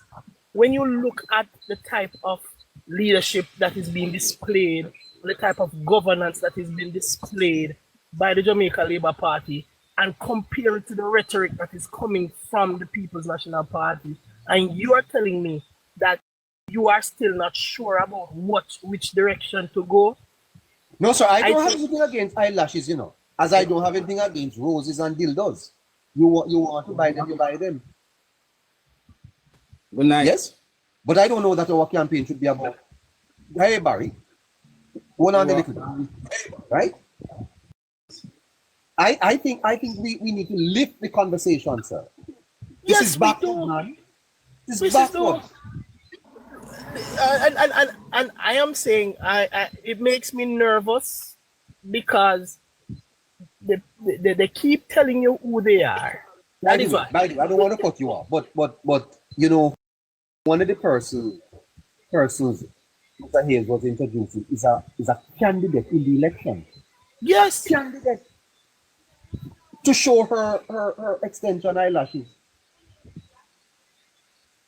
Huh? I don't even think he respected that lady.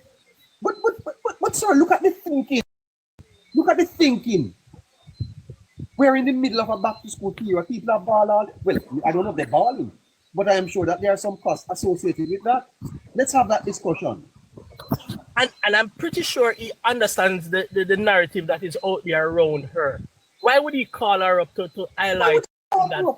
To highlight her in that fashion. She was like you're excited she was. Huh? That's exactly it. That's the way she presents herself. So all right, lad. Yeah, but I'm saying that doesn't show you that at no point do they seek to protect their women. They just use them to see how they can get what they want. And I'm saying it trust me, when I never heard it before tonight, neighbor. It's the first I'm hearing it, and the entire time I keep playing it, I am saying, what is this I'm listening to? I was dumbfounded that they could really find that entertaining, and they're expecting us to take them seriously as leaders. You know, sir, if Mr. Hales did carry some other things there, but I'm sure that Mr. Hales thinks that he's been funny, and it's not funny. It's not at all, Mr. Hales. And little is expected of you, right?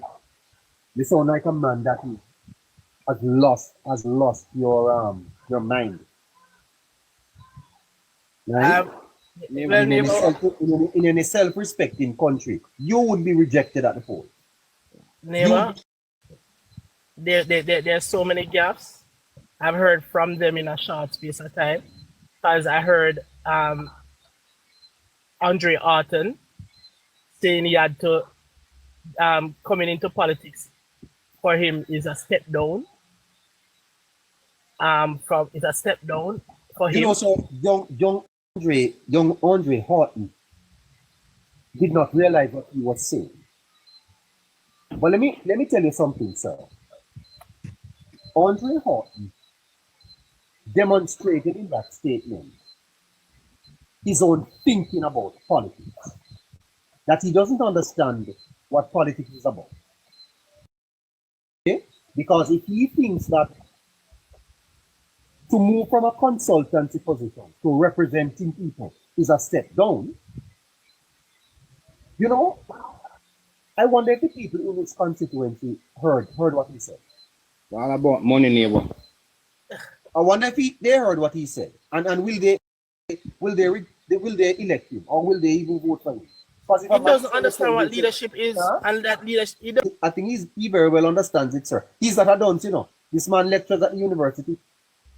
Book smart sometimes it doesn't equate to actual intelligence, you know. Well, then when a man tells you his heart, you better believe him. Right, and I was getting to, for so many times throughout this campaign, they are showing us who they are. They are telling us who they are. They're telling us what they will come and do.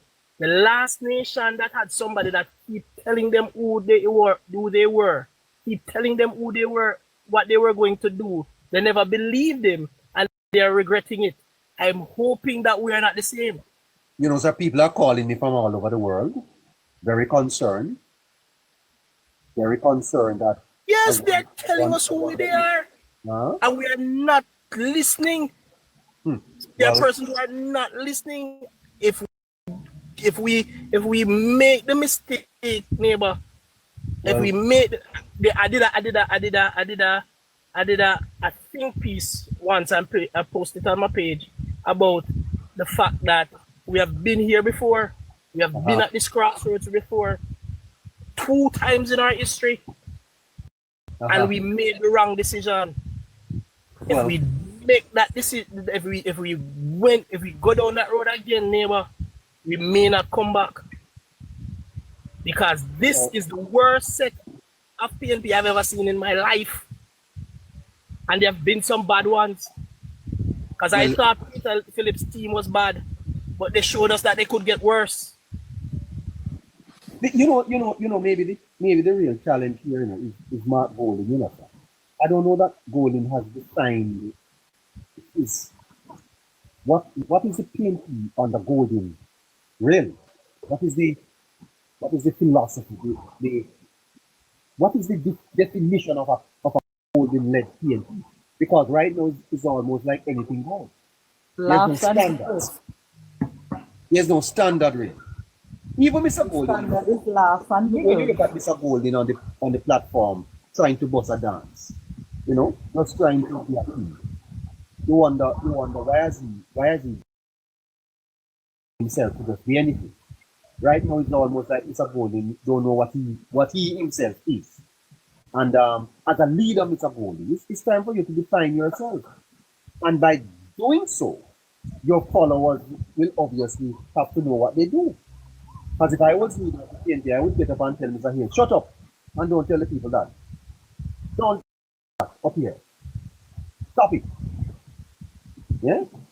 Because that is not making the party look good. Aren't these people scripted, by the way, before they go up and chat? I don't know, Can you lead that, get the speech before so that he knows what they're going to say? Because aren't they embarrassing him?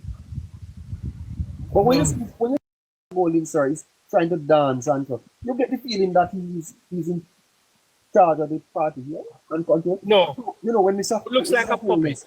When Mr. Holness comes on stage, you clearly see from his speaker. Yes. He's respected. He's respected. Right. That he has a standard. You see what Mr. Warman said down in Olava? He not drink nothing for morning, Right, and even Daryl Vaz over the weekend. Because obviously, somebody said to him, you can't say that. Right? And I noticed that when Holness comes on, they conduct themselves in a way that is dignified, that is respected because they're the leader. Yes, and he sets the tone. He sets the tone of what they should be. Yeah. Thank you, Oshie. All right, take care. What? How you doing, neighbor? Hey Barry, you are my respondent, man, but long time. Guess what, neighbor? I never got a chance to meet up with you at KC. I promised to call you and make good on my commitment. Yes, man. Yes. All right. So and I had to leave because I had a little family issue. Right, but you're coming back. Yes, man, definitely. Well, once you're coming back, you're good. Definitely. You need to call me. Yeah, man, I will call you, neighbor. I will call you. Yes. Barry, by the way, before you go, how you see the politics now? You are an insider. I understand that the Labour Party mass meetings are now scheduled, lined up. You have been getting your little information from inside. As an insider, Barry, where is the election? Where does Labour Party stand? No. Yes. We are very pleased with the recent developments coming out of the People's National Party. No, I'm saying we are pleased, as I'm telling you from the party perspective. Because if our opponent is imploding, neighbor, it's something that we are to be pleased about. Because are they imploding, sir? Are they? Isn't that what we've seen on the stage? Because it's quite frankly that they're throwing things at the fan and hope something will stick. And basically, every time they open the mouth, it is totally going against them. I mean, Damien Crawford, Ian Yales, Leader, St. Thomas people. And when we see this, we're not perturbed. Someone needs to sit down with Mr. Crawford and tell him. Well, no. We are hoping that they continue on the same trajectory. From a JLP's perspective, neighbor, we are happy that that's the direction in which they are going. Because what it is doing, it is allowing the Jamaican people to see them for who they really are. And it shows that Jamaica Labour Party is always going to be the superior party to lead this country. And when you saw what Andrew Holness did today out at Caymanas, it is a game changer for Jamaica. That will make what he did. Tell our listeners. The breaking ground for Caymanas logistic hub, right? That is going to be a game changer for Jamaica. But Barry, then there's a cut ribbon. Then there's a cut ribbon. So I'm gonna just a cut ribbon, so no can't just this development neighbor. Me have to keep me little girl. Me have to keep me little girl home. With a ribbon. You can't say that go to school because only just a cut ribbon. Basically. And like I said to you, every time these people, it's like they are clueless. They don't know how to attack the Jamaica Labour Party. They don't know what to say. So they go to the bed and they dream about something and they go to the political platform and they say, I'm going to try this tonight and see if we catch the people. Right?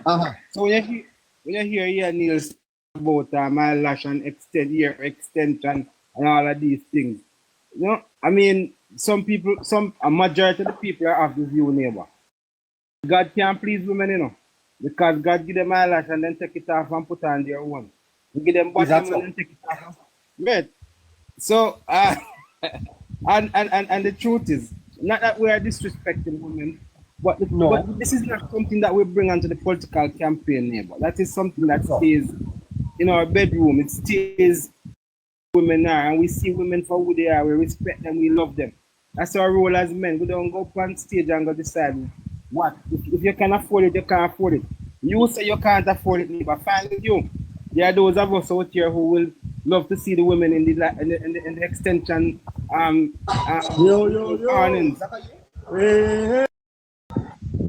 Like you, sir? Like me? Well, I like to see my women naturally. Hold on this, hold on.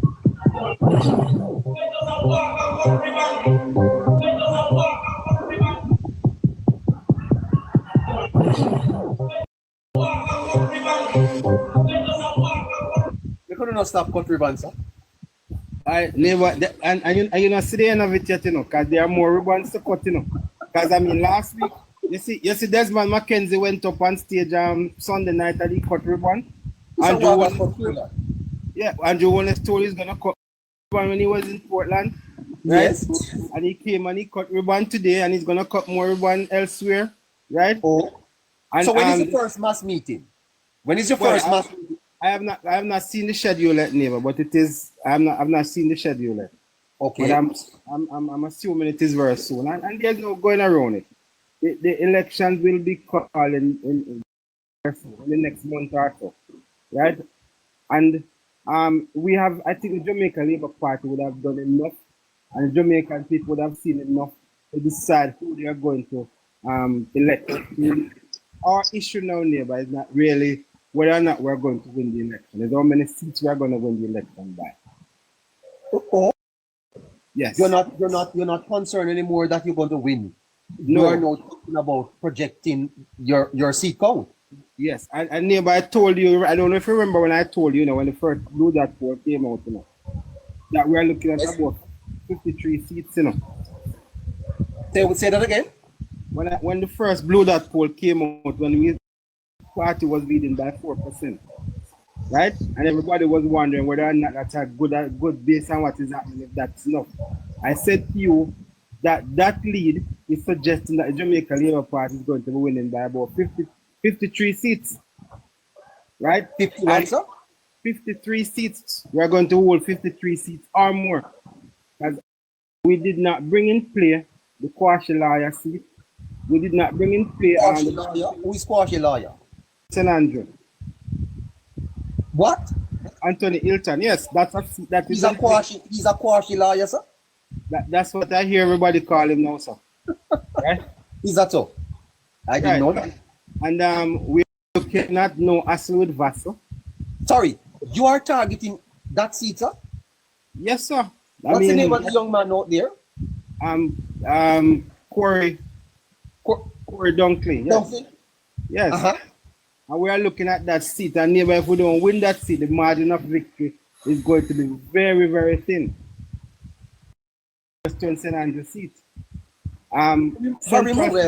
Yes. Central St. Mary. Central St. Mary, you can count that in the column of the Jamaica Labour Party. Likewise, you can count Northwest Manchester, right? That and may as well, you just win all of them. That's it. So and there's one more thing I want to say today, but I've been saying this, and a lot of people don't believe. The People's National Party will not have Mark Golden as opposition leader after this election. You are going to retire, Mr. Goldie? Because the risers in the People's National Party will not win enough to elect Mark Golden as opposition leader. What is this I am hearing here, sir? The Remember, man I said that to you. party is likely to win 50. But then Barry, if you're going to win 53 seats, we should see the polls put it. By the way, I've actually heard that there are polls showing the party up by well, let me not even say those figures. But if you are saying 53 seats, then you know think Blue Dot or Anderson should have you 78 points up, man. And Anderson may not, but Blue Dot will. And especially in the last month and a half, neighbor, you would have seen a significant defector from the PNP to the Jamaica Labour Party. Deflection? Yes, I mean, what you find is that, neighbor, a lot of people are now beginning to understand that the Jamaica Labour Party and Andrew Holness leadership, that this country's form is very, very, very prosperous. Neighbor, I don't know if you know that there's a story out that over 5,000-6,000 people would have bought land and house. People from the diaspora would have come back to Jamaica and bought house in the last year and a half. Yes, I understand that the cost of property in Jamaica is beginning to go out of out of work. And even neighbor, before I got off the phone, quite a few people were in a group chat a while ago with some of my friends who are calling me to ask me to get somebody to find out if we can get some land in Jamaica to buy. And so a lot of just showing a great interest in Jamaica now, neighbor. What a fantastic time in our history, Barry. If this is so, because the standard of living in Jamaica is about to rise. Yeah, you remember I said to you about this port expansion, the scheme on as zone logistics. Yes, Barry. That is going to make Jamaica the Singapore of the Caribbean. I am still trying to catch up on my chair here, Barry, when I hear that the Labour Party is on point to win 53. Yes. I don't know how to handle that. That is coming from you. You're a man who would have run for representation or politics as a councillor. The councillor, yes. An educated former principal. And neighbor, I tell you something. I've been in Jamaica and I've been around. I've been to quite a few of these neighbor. I've been on the ground, talk with the people, and neighbor, even the people who were strident for the PNP. Those people will tell us we're not voting. We're not voting. How do you explain, Barry, though, the enthusiasm that we see, obviously, from the People's National Party? And one will argue that they are attracting a significant amount of crowd. How do you explain that? Neighbor, you have to remember the PNP as a base, and I have always explained that. It's a base. PNP as a base, and it has a significant base. We did not lose the elections by, say, a million, say 200 or 300,000 votes. So the election was not, in terms, if you look at the seat counts and the margin of victory in each seat, you have to understand that some of the seats we lost by 200, some by 700. So the PNP still has a base, right? So what you find now is that the PNP base is still out there, and I mean, if you look at it, say Jamaica Labour Party supporters now maybe about it may be 50-50 in terms of both base, but the uncommitted and the well-thinking Jamaicans who would now bring the Jamaica Labour Party over, they are the ones who are going to be moving the needle. So the base of the both political parties are similar, neighbor, in terms of size. One may have a little bit more over the other. But when you look at the uncommitted, people who have not aligned themselves to the political party, and people who are uncommitted, who have now decided to support the Jamaica Labour Party based on what they are seeing, is what will make the difference. And so when people think that they see PNP crowd and they are worried about PNP crowd, we're not worried about PNP crowd because PNP crowd are always here, right? But the thing is, it's the uncommitted right? And those people who have seen the light and have seen what is happening in Jamaica and wants good for Jamaica are going to make the difference. So don't let anybody fool you that we not gonna see nobody go a PMP conference. Yeah, well, we have a lot of people who were born and bred PMP and they'll never be in PMP, doesn't matter what happened. Yes. Right? Yes. And just the very same we have people who are labor rights, born and bred labor rights, and it doesn't matter what happened in the Jamaica Labour Party, they will be labor rights. No, what a fantastic time for the party though, on the Holness, Barry. The enthusiasm, the passion, and the fact that you appear to be the dominant party in the country at this time. Coming from a period where Labour Party was spent 18 and a half years in opposition. I hear Mr. Shaw one time said that he never thought that the party would even come out of opposition. So now, on the cusp of a third, cusp of retiring the PMP. Well, I don't know about retiring, but on the cusp of a third. And I hear a man say last night that if you win the third term, the fourth term is definitely on. Definitely.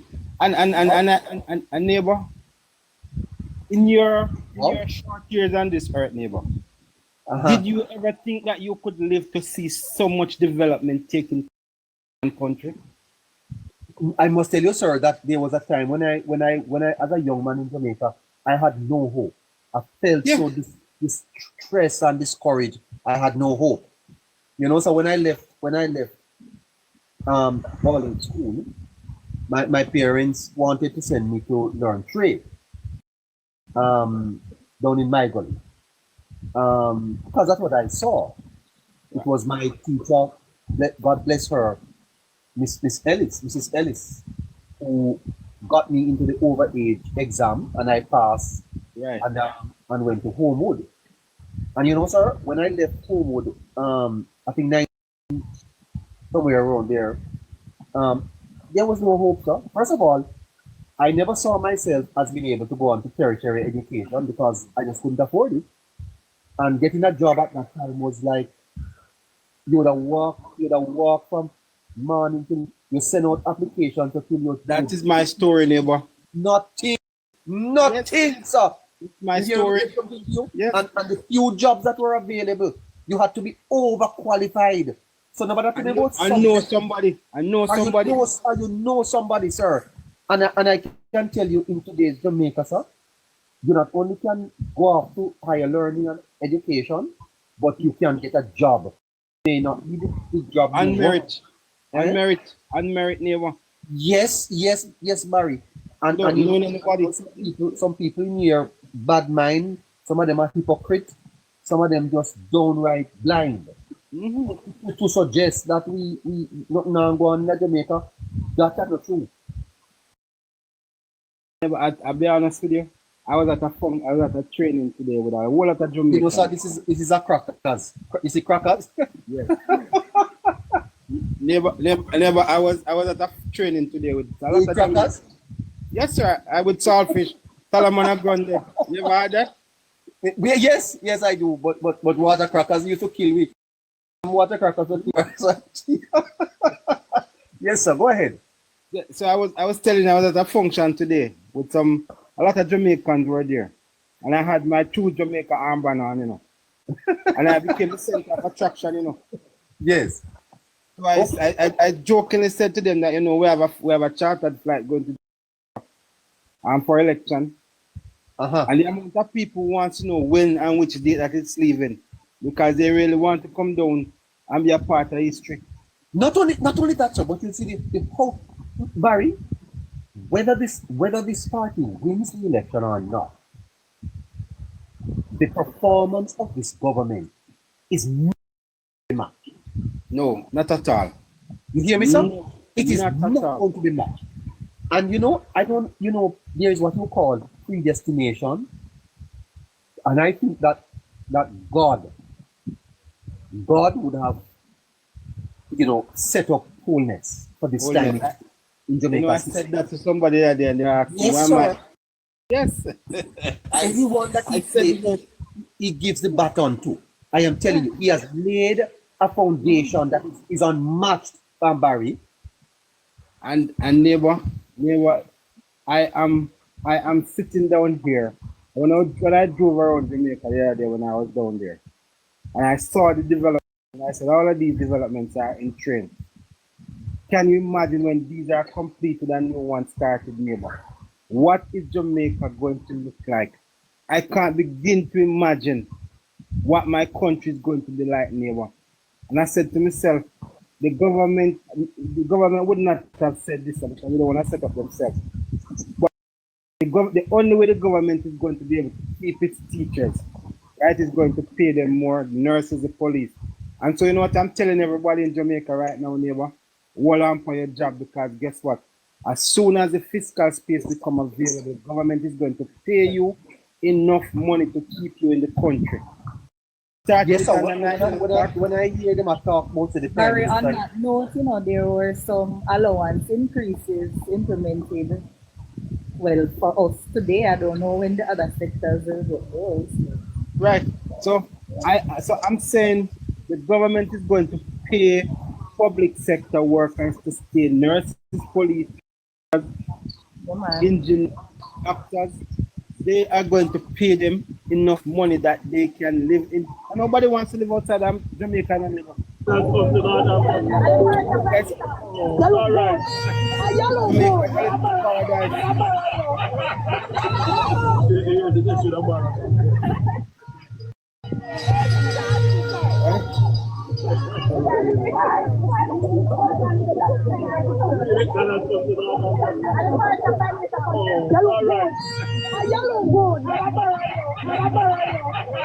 Not to mention him looks Barry.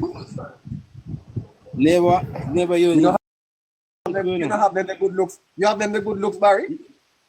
No, sir. I mean, if you go to the gym, never. Anybody want to borrow you? No. I wonder a Jamaican girl have plans to borrow me. Never go to the gym.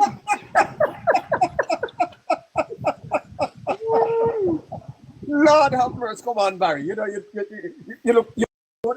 You look good. No, sir. No, sir. All right. And for the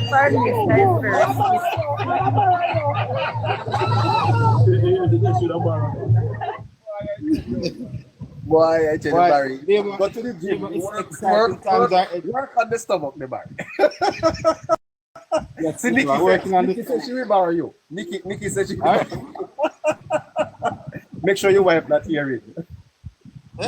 She don't hear listening on you. But I guess they'll come and ask her. Eh? Yes, they'll come and ask her. Yes.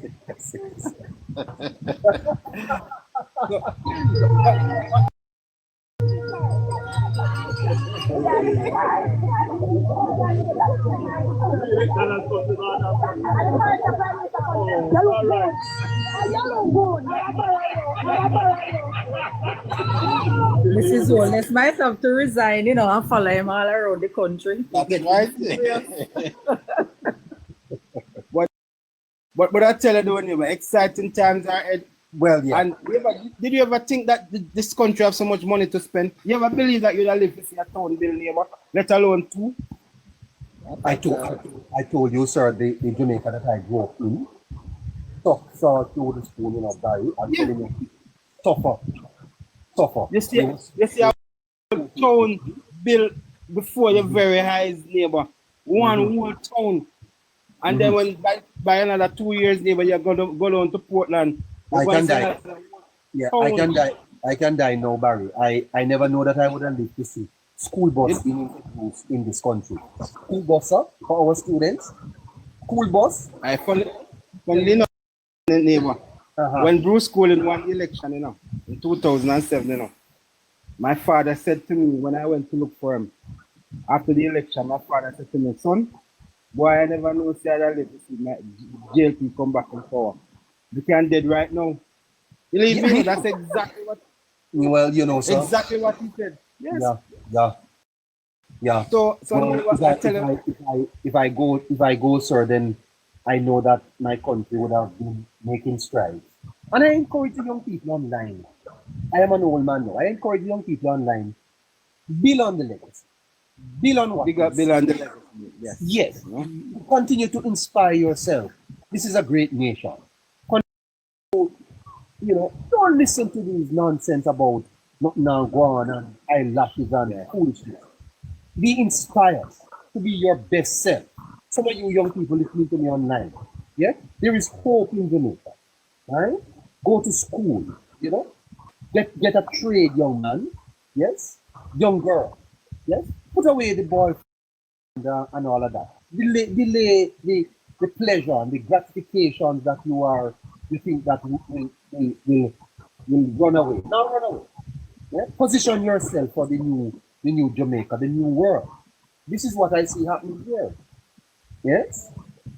This is what I see happening here. When you travel to other countries and you see how they do it, yes? We can do it now. All right, Barry. Neighbor, have a good one. And like I said, I'll call you, neighbor. That's right. Thanks, man. We need to talk. So. Why Jamaica girl? Oh. Yes. I noticed that no has been advertised since election campaign. Am I right? No play? What is that? What is it? Yeah, but I don't know you even understand those things, you know. I tell you all the while that we have to investigate, and I am so serious. The language that the comrades speak, you are hard pressed to make any sense of a sentence that they try to write 98% of the times. Okay, I don't understand what I don't know what he's saying. I don't know what he's saying. All right, so KC returns on Thursday for an All Island forecast. If you join us on Thursday, we will be able to tell you the seat counts going into the election. We'll have one this week, and I think we'll have another in 2 weeks' time. Once the election is announced, we should have a Politics Plus poll. Yes, so we are going to be, going across the country, talking to some people that I feel it may not be, but we are going to be able to tell you. If you want a number, just send us a message in our inbox and tell us that you want to support the program, and we'll get in touch with you. It's very important that we do that for the forecast and for the Politics Plus national poll. Not cheap to do, but we are attempting something here that has never been done in this space, and we need your support. If you can support us, if you want to support us, go to my page now. Send me a message, and when I get off the air, I'll text you back and give you further details. All right? Who is next with us? A girl? It would be Bull, if Bull is actually there. I'm not sure if Bull is Bull. Bull, how you doing, sir? Bull? Yeah. Bull? Bull? Well, 3 times a charm, so we go to Gigi. Good. Go ahead, Gigi. Hi, how you doing? Good evening, people. Good evening. Hi, evening. Hi, sir. I don't understand how Barry are running by your Jamaica girl, you know. Well, just ease yourself. Ease yourself. All right, even Neva, what's up? Remember what you told me the last time you were here? Not too bad. Remember what you told me the last time you were here? Remind me. Make it stay. About your wife? All right, your wife. Yes. You sounding happy tonight, though, Gigi.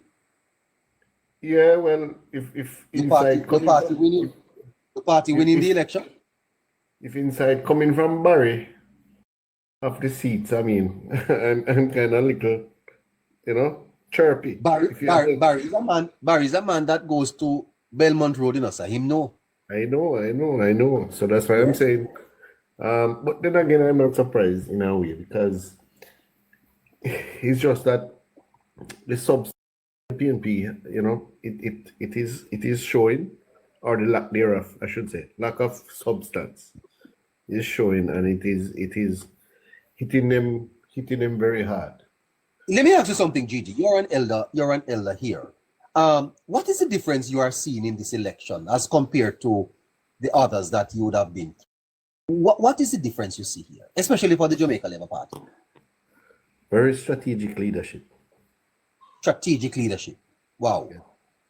Huh. Very You think the party has been led by a head that is very good, eh?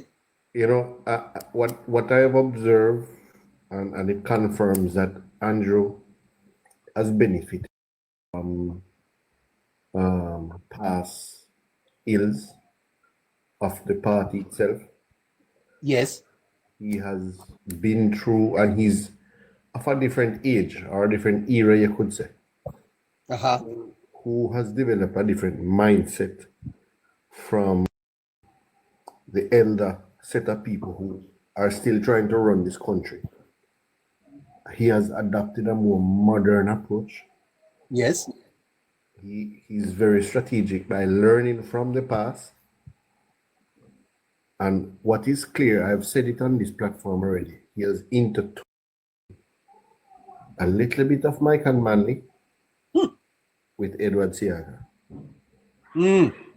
So the management side is what he's very strategic, and management is Edward Siaga. Yes. The compassion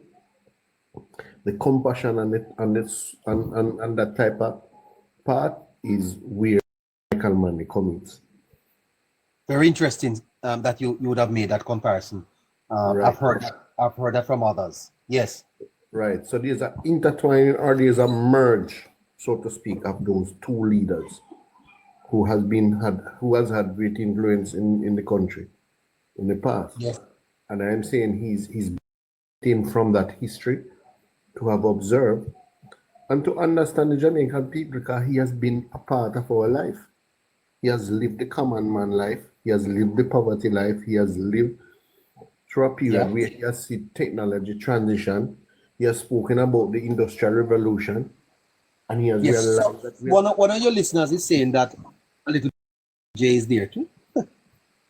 Yeah, maybe the only part that he has had, well, a little bit of PJ is from the perspective that when things are said about him, he doesn't respond. That's the only part you could take from it, from a strategic perspective. And maybe the election would have how people plans his election, or he has adopted that strategy. So maybe yes. Maybe there's a little bit of that from PJ. Yes. Yeah. You know? And you are confident, like Barry, that the party ought to prevail in the upcoming election. You feel that? Well, I'm more anxious. He's anxious. Just wanted to get it done and dusted, and just to get rid of the whole propaganda, the whole dishonesty, the whole garbage being uttered, and having Jamaicans being very combative about, in my opinion, a lot of times we argue about trivial matters. You know, I think last night I was listening to your live, and two comrades came on, and they were discussing what they were discussing again about calling elections. What the relevance of having a conversation about why Andrew don't call election? It is his right. It is a constitutional right. Argument done. And that conversation is only necessary and relevant if he doesn't call it after the date it is due. Exactly my point. Correct. So when they're having a conversation like that, it is a conversation that is below, you know, in a kindergarten age mind frame. It's like asking an 8-month-old baby white no born. Exactly the point. Exactly the point. It is the level of conversation. The level of conversation is irrelevant. It is. We should be challenging our minds to see how best we can improve this country by offering tangible solutions to make everybody's lives better.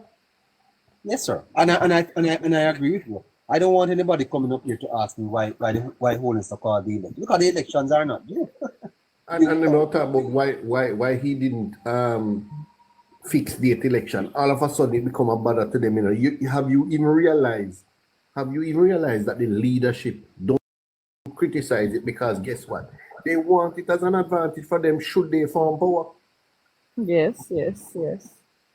So if you realize, you know, that these the people who are even following the people's national party, you know, is either just doing it out of pure love with no thought in anything that they are saying. I would encourage the PNP to broaden the tent. So the PNP is not broadening their tent. Trust Right me, now, and believe it or not, Jamaica suffers. Better believe it or not, Jamaica suffers when they don't have enough intellectual conversation that rise above minuscule conversation and irrelevant conversation. We don't benefit from it. Quite so. You understand? So. And I want to point out something to your neighbor, and how you know that trouble is in the PNP. And I want you to make a note of it. I want to ask you a question. Have you seen Philip Powell on the campaign trail? No, and you know, sir. All right. Well, I'm not finish. Me not finish yet, neighbor. Have you seen Julian Robertson? No. Have you seen Angela Brown Burke? No, sir. Have you seen Hilton? No. But Gigi, like you were a fly on the wall where I was today, because everything that you've been talking. What that tells you, and Jamaica girl, what that tells you, trouble there. Tell us a little bit more about that. Well, all I can see, those persons are ensuring that they become member of parliament after the next election. And positioning themselves to become leader. Well, that's a good observation. I wonder a senior man like Philip Powell, where is he? No, but Philip Powell, I can tell you, he's going to be the first one out of the blocks. I think those persons are from where the other side of the party is called one PNP. Right, so they have not been showing up or saying anything because they don't aim for the loss of the election. So they're sitting quietly in a corner so that when the time comes, they're able to say, see? Yes. So I believe that is what is happening, you know. But Damian Crawford don't even realize that he's basically walking into quicksand. Well, I mean, he's home writing the jokes, you know, Gigi. He can't leave them unsaid. Damian Crawford would make millions being a stand-up comedian. Yeah, man, I think that's the goal. I think that's what they're aiming for. So this is just the testing ground to see how, you know, the reaction, if they should really branch out. No, I'm telling you, trouble is inside that party, and I can. When you I see had those the exact same discussion today. Senior people not coming out to campaign in a very vigorous way, it tells you that they know what is going to happen. Yes, I haven't seen Michael Phillips. Hardly you see Michael Phillips. All the time he jumps out. In time, his boss issue come up, and they are embarrassing him. Well, I guess he's pinned down in Northwest.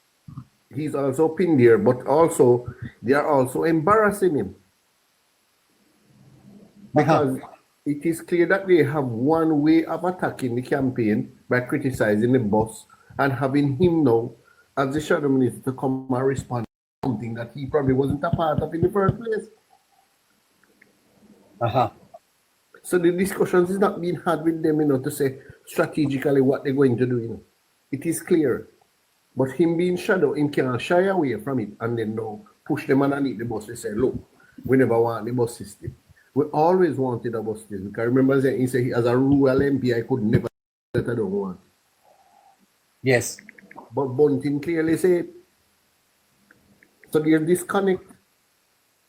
Right? And I want to point out one more name. I want to point out one more name. And it happened when apparently she was embarrassed. Mia Motley. What's her name? Motley? Yeah, Motley. Donna Scott. Oh, you mean for Donna Scott Motley. Donna Scott Motley, when she was caught in that lie. Have you realized that you haven't seen or heard her from her since? Yes.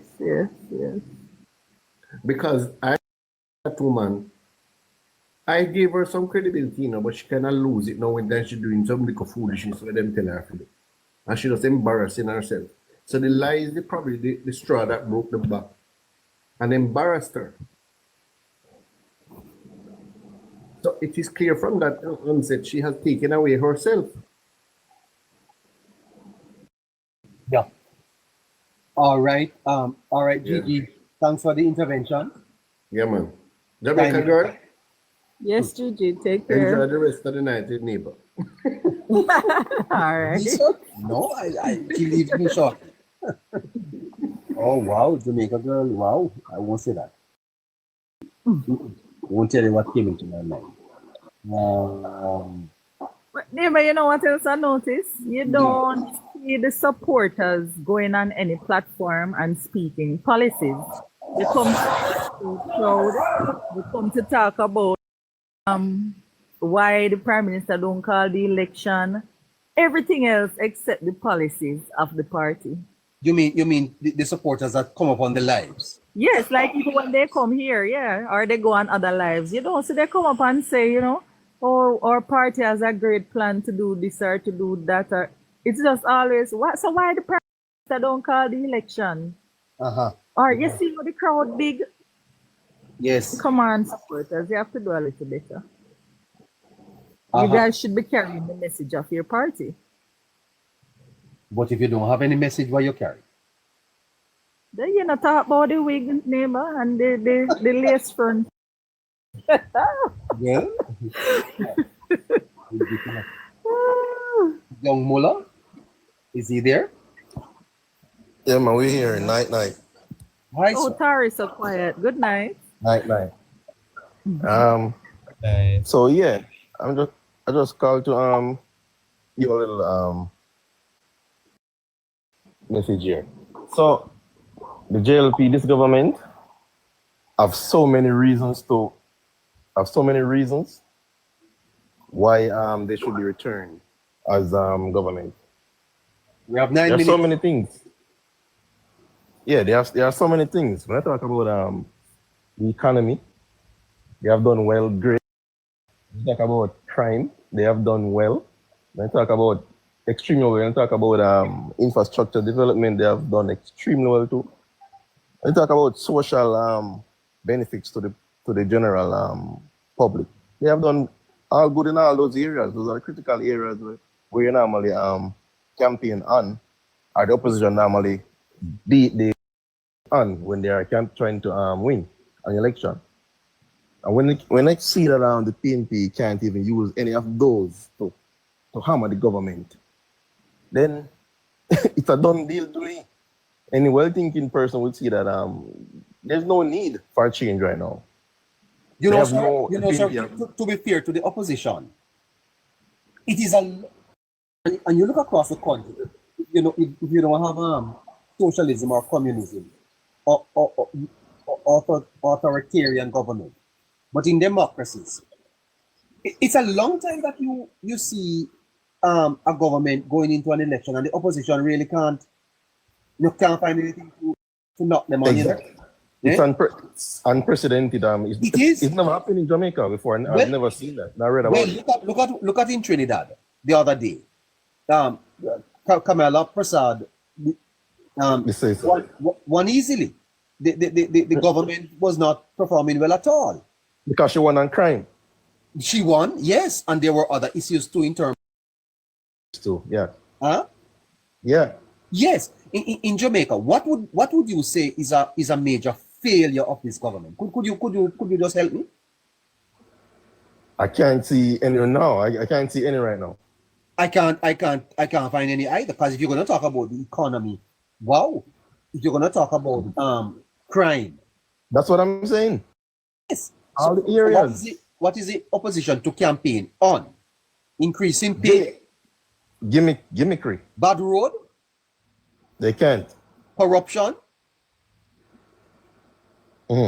Education. Poor health service. What? They're all over the place. They are disorganized. They don't know what to do. Well, and I'm saying to you that because the government's record is largely so good, what the should do, the PNP strategy, would be to acknowledge the progress and how they can make it better. and show how UK 43 could have been done by 60 because in the BC, if we were in the economy, wouldn't be growing by 1.1%, but by 5, 8, 9. Because we would be doing A, B, C, D. But they're not providing anything. I can imagine. That's what you have to do to match the government, because you have to understand that the government is going into the election with significant goodwill. My brother, Exactly. there is no narrative in Jamaica for a change of government. People That's are what I'm not saying. doing that. None. But and then the question is, out of all of this, the question really is the main question is why does the PNP why does the PNP deserve to win? What have they provided to the public? What are the message? What is the message they are provided Maybe for them to win? Maybe voter fatigue, but as I'm saying to you, that's only there is no narrative exactly currently existing in Jamaica that suggests that the people of Jamaica want change. There is yeah. There's no. The PNP has its support and it has its supporters. They are going to vote. They have the base. But people do not vote in. People vote out government, sir. You understand? People vote out the government. The economy is bad. The government suffers. Crime is high. The economy suffers. People can't get job. The government is going to pay the price. At this time in Jamaica, sir, there is no such narrative. That's it. People are going to vote out the government. I don't see that. But and I think the PNP knows it.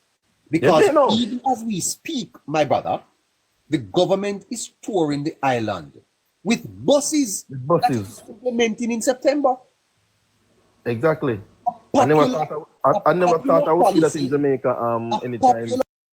A popular policy in the middle of an election campaign. Exactly. Not just talking, actual stuff that have been done. It's a master it's real, mastery. But it's a master. Back then, any government would wish they had one of these plank issues to campaign on, with the others being not so good. They just would have need one.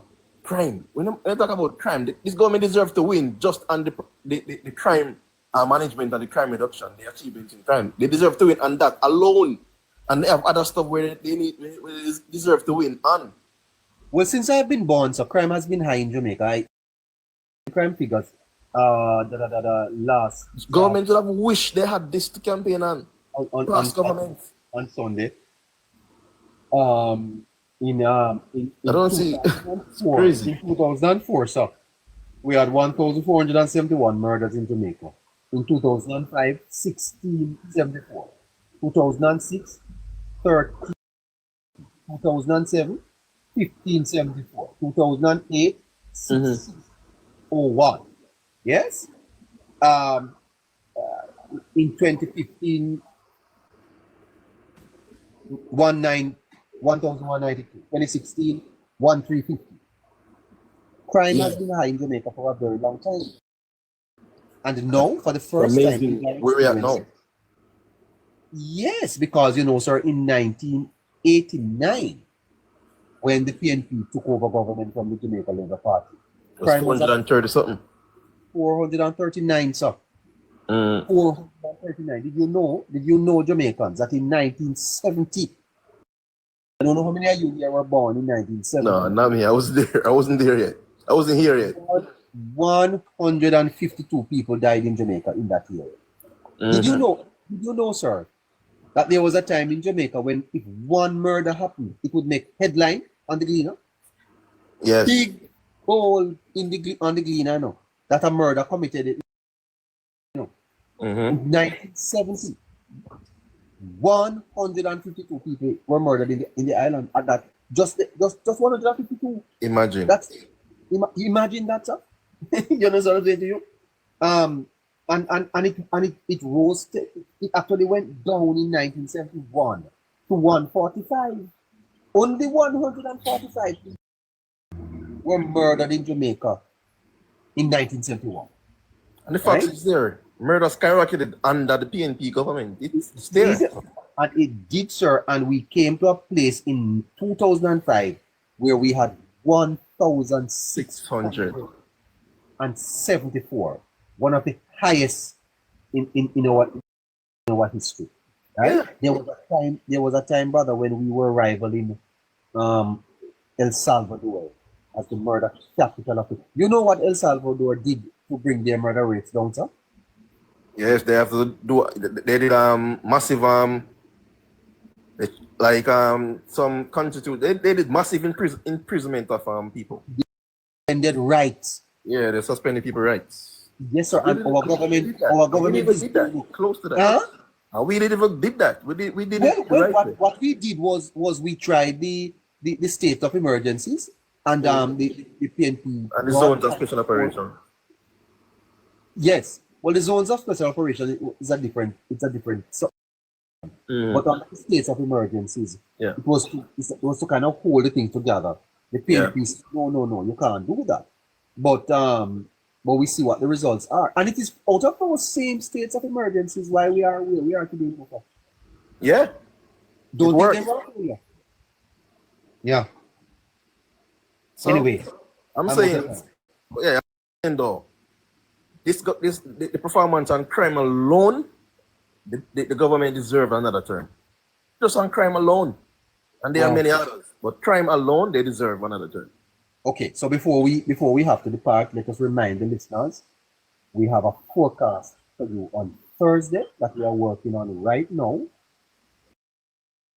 Support to air it. To air it. So if it's going to be aired, it has to be paid for. I'm asking our listeners, if you can, send me a message in my inbox that you are prepared to help us with that, and I will be in touch with you. All right? Thursday, KC has a forecast that he's working on.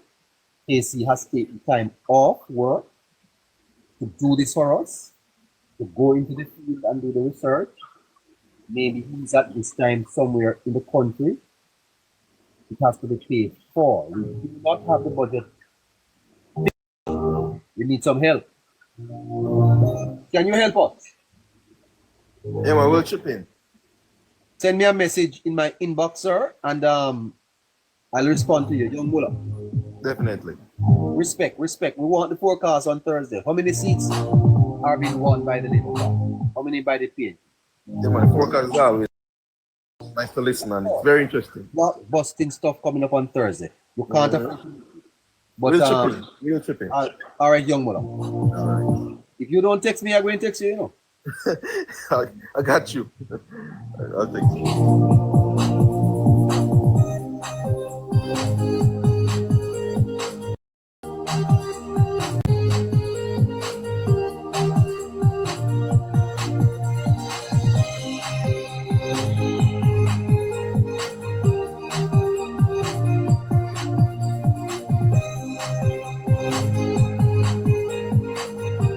Again, listeners, we have a major forecast on Thursday, major announcement.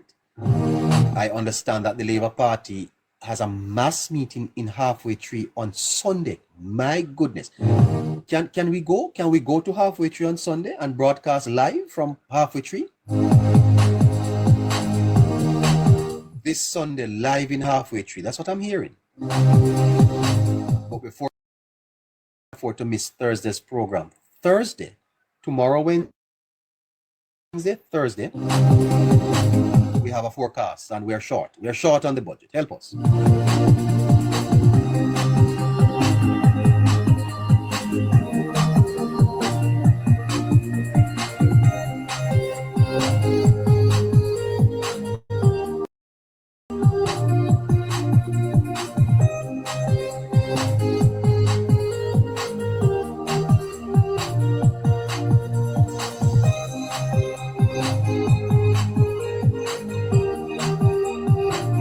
Jamaica girl, can we give each person a minute for them just to say what's on their mind? And let's close, please. But neighbor, we've been giving each person a minute from about 7:45.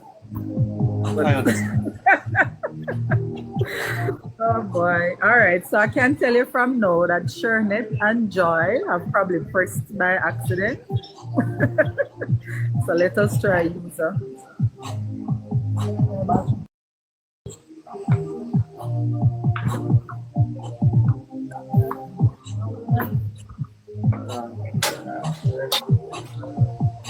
Good night, sir. Good night.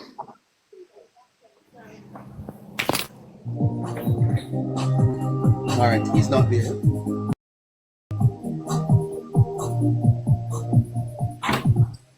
Good night, sir.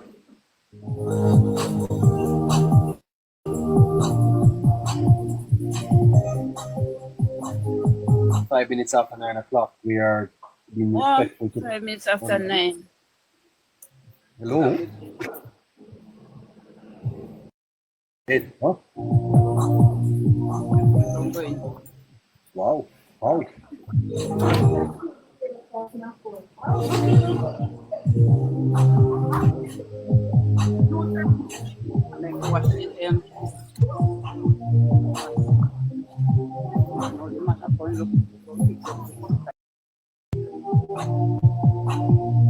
So if I come in, I go buy it till somebody buy it. I ask people, Yeah. What? Cash what you buy now? buy some fight.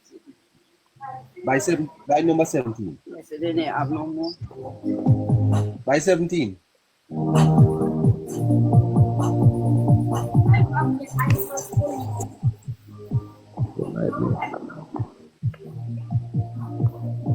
How are you, my brother?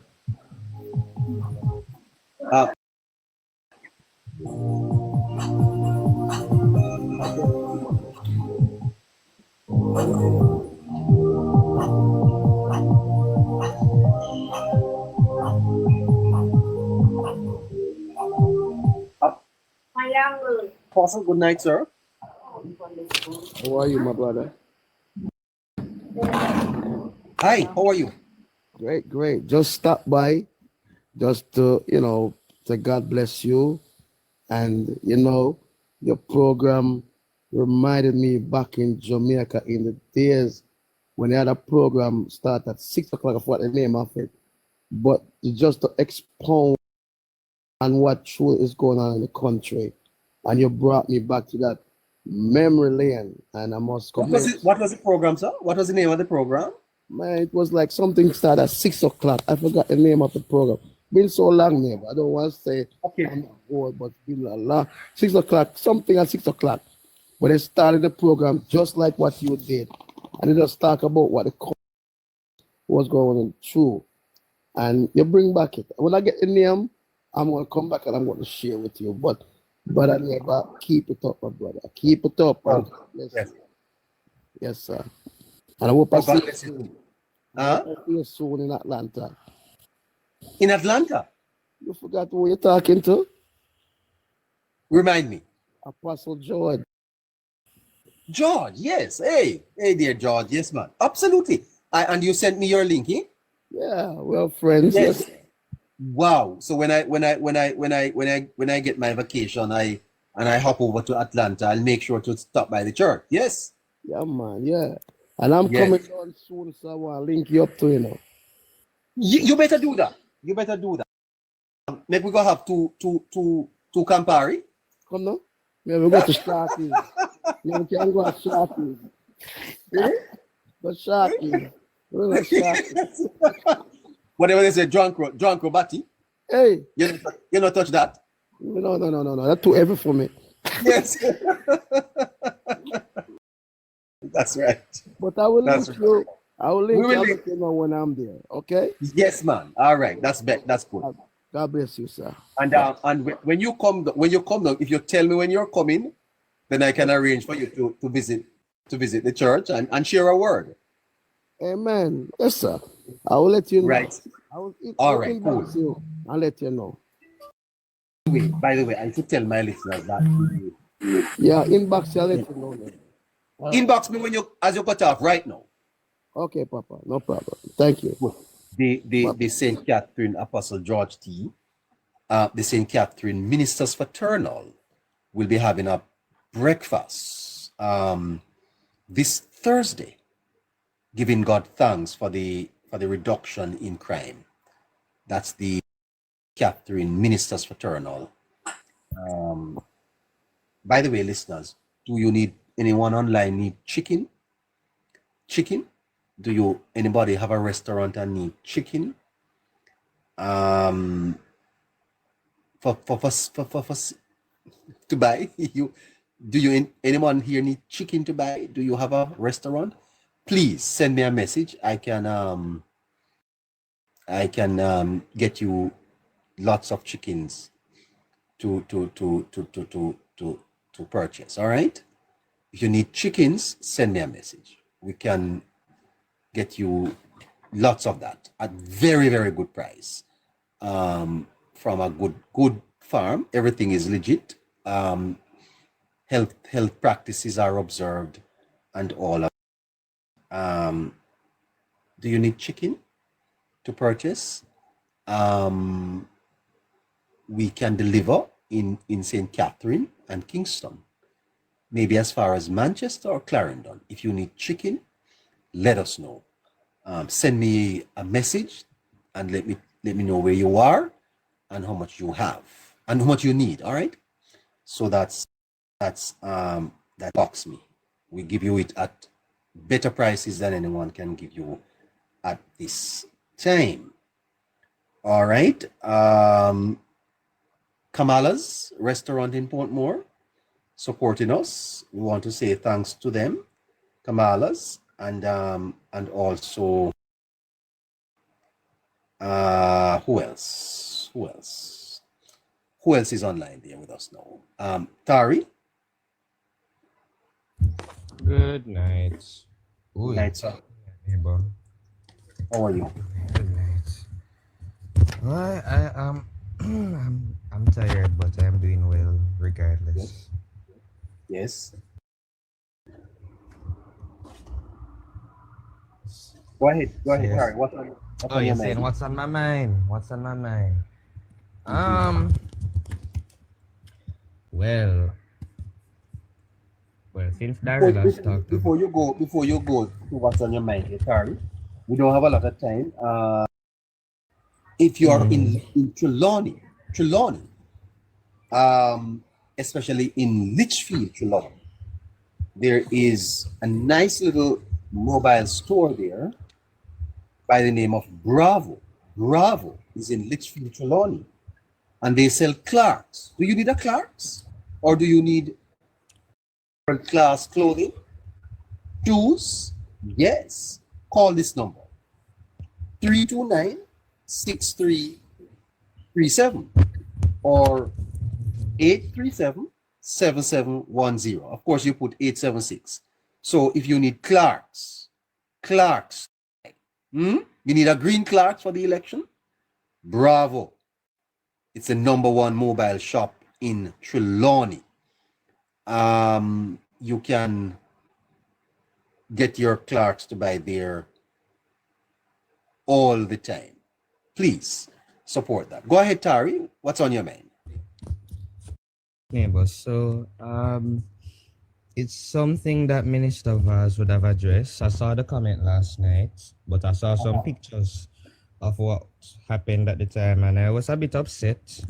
And so I just want to know I just want to let the listeners know that I come in peace tonight. I don't mean you guys any harm, but also do know that as a youth, and budding, youthful exuberance, if I see something that naturally I don't agree with, or I believe it goes against my principles, whichever side of the political divide it is, naturally I'm going to speak against it, right? So I'm not trying to push it as going rogue, but let me just read the statement Minister Vaz made, and then I'm saying. So the headline of the statement, it was a press release from the Ministry of Science, Energy, Telecommunications and Transport, and it says, Minister discourages politicization of bus tour. Kingston, Jamaica, Minister with responsibility for transport, the Honorable Daryl Vaz, is reiterating that every effort should be made to ensure that the rural school bus tour is not politicized. Minister Vaz says, given blatant lies spread by the opposition about the viability of the buses, it is important that the ministry respond to requests from duly elected members of parliament for their functionality and safety to be displayed to communities. The minister notes that invariably during the current climate, the buses have attracted attention and excitement from supporters of both major political parties who have toured the buses across various constituencies. Yes. Minister Vaz commented, despite the natural enthusiasm generated, I have strongly advised that every effort should be made not to politicize the bus tour. The buses are all children and will ensure that parents save on transportation costs regardless of their political persuasion. This government does not engage in partisanship concerning our nation's children. It must be noted that the buses are available to every member of parliament, including members of the opposition who wish to sensitize communities to their utility and function. The minister says he is disappointed that no member of the opposition has engaged the transport ministry concerning sensitizing constituents to the availability and functionality of the buses. And I think that last paragraph here, where he's disappointed that no member of the opposition, reading it again, has engaged the transport ministry concerning sensitizing constituents to the availability and functionality of the buses. That's very concerning. It's concerning to me because it seems as if the opposition is hell-bent on not letting their constituents see these buses in,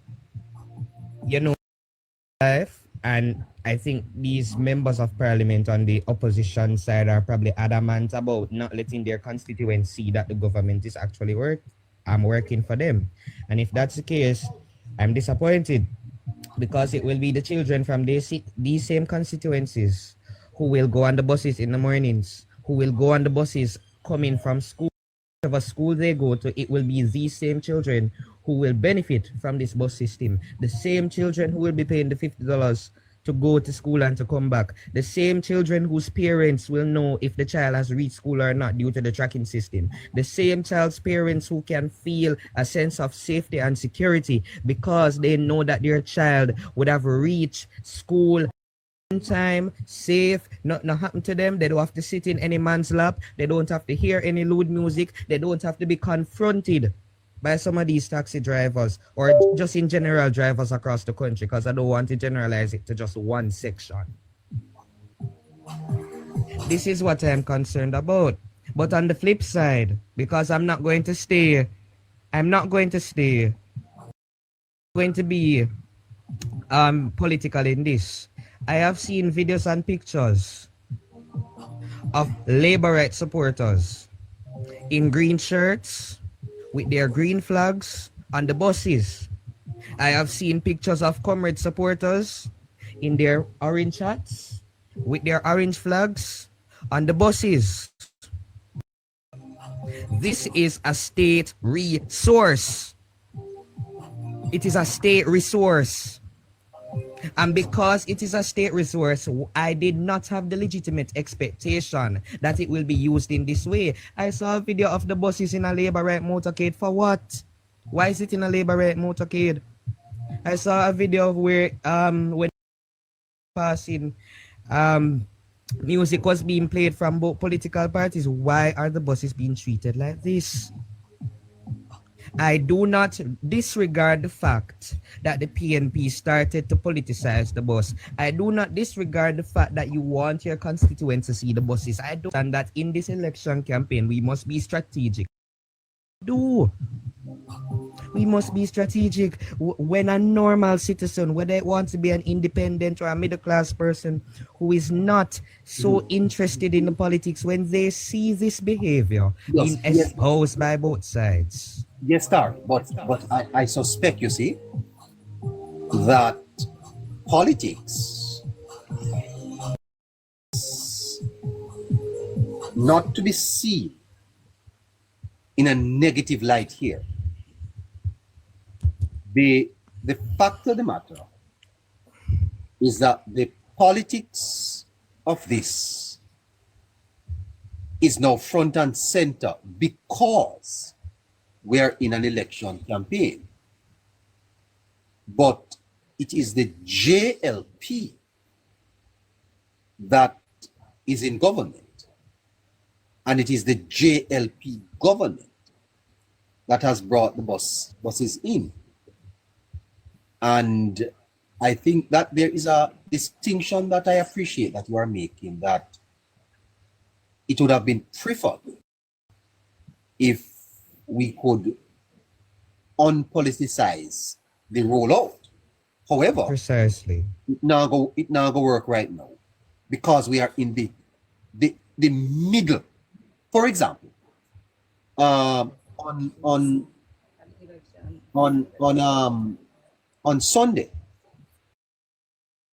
party has its mass meeting in Halfway Tree. There are going to be dozens of JUTC buses busing people into Halfway Tree. No, of course, we know that. That's not politics, you know, because the parties contract these buses, they pay for them. Hey. Now, people around Jamaica today in orange and green clothes anywhere you go. And so to see someone in the bus in a green, for example, if I wear a green shirt to work tomorrow, people are going to say I am supporting the Labour Party. And if I wear an orange, because it's just politics time. Yes? And it just so happened that the parties have come on the island at a time when the politics is so high. The PNP would have done the same thing, you know, sir. Yeah, and I understand, you know, neighbor, I don't disagree. As a matter of fact, I tell you this, you see, Tari, the PNP used agencies of government to openly campaign in elections. Yeah. Yes, I don't disagree. Yes, right. I don't disagree. And so we are going to have to, this argument here is going to have to be raised after the election as to what are the in terms of state functions, and when things, you see all this thing about them that go on a cut ribbon. These are state functions, you know, Tari. And quite frankly, you should have the participation of the opposition.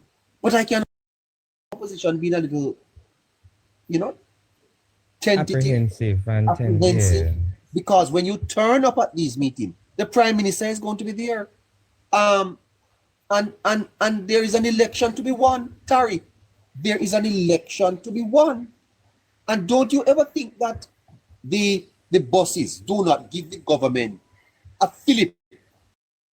Need it. No, of course, I don't disagree, neighbor. I agree completely. I just think that we shouldn't let an election season or an election in general make all our way run like so we not no sense. And we are headless chicken. That's just really what I think. I think there needs to be of common decency, because where I'm coming from, neighbor, I hold both parties to the same standard. You can agree with me. And everyone knows that the JLP is always held to a higher standard. Everybody knows this by now. Because if you hold the PNP to the same standard of the JLP, the PNP will never reach it. But everyone knows that the JLP is held to a higher standard. Yes? So there needs to be a point. When those buses there needs to be a point. Yeah. When those buses came off at the wharf, sir, and the people start seeing it, that's politics. When they line them up and drive them on the highway, that's politics. When they are going around the island with them, yeah, it's politics.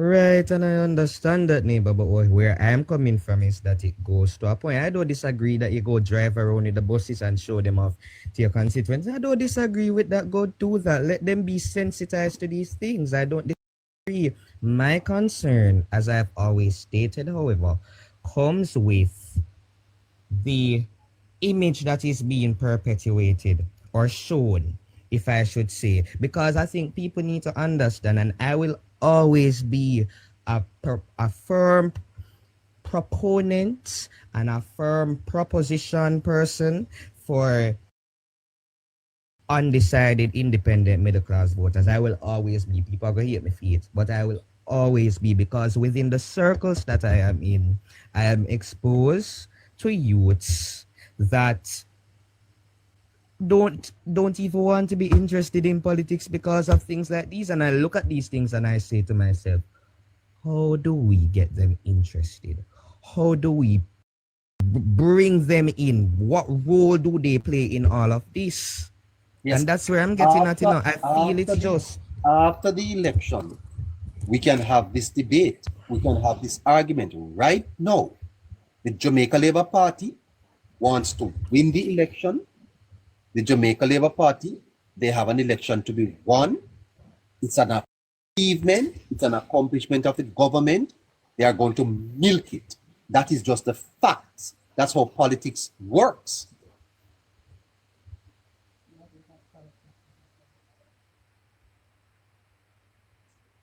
Hey. Understandable, neighbor, but I still agree. It goes to points. Yes, and it goes to a point. Yes, and what we do not want is for it to get vulgar. You understand me? It should get vulgar to the point where it becomes too obvious, like you're going to paint them in green. That would be vulgar. Or you're going to wear green. This is the government rolling out a policy, and it must sensitize the public, put the buses on the road. Yes, it must do that. And the fact is, in the government operating or rolling out this policy, benefiting the party. Yeah, of course, I don't disagree. Yeah. I don't disagree.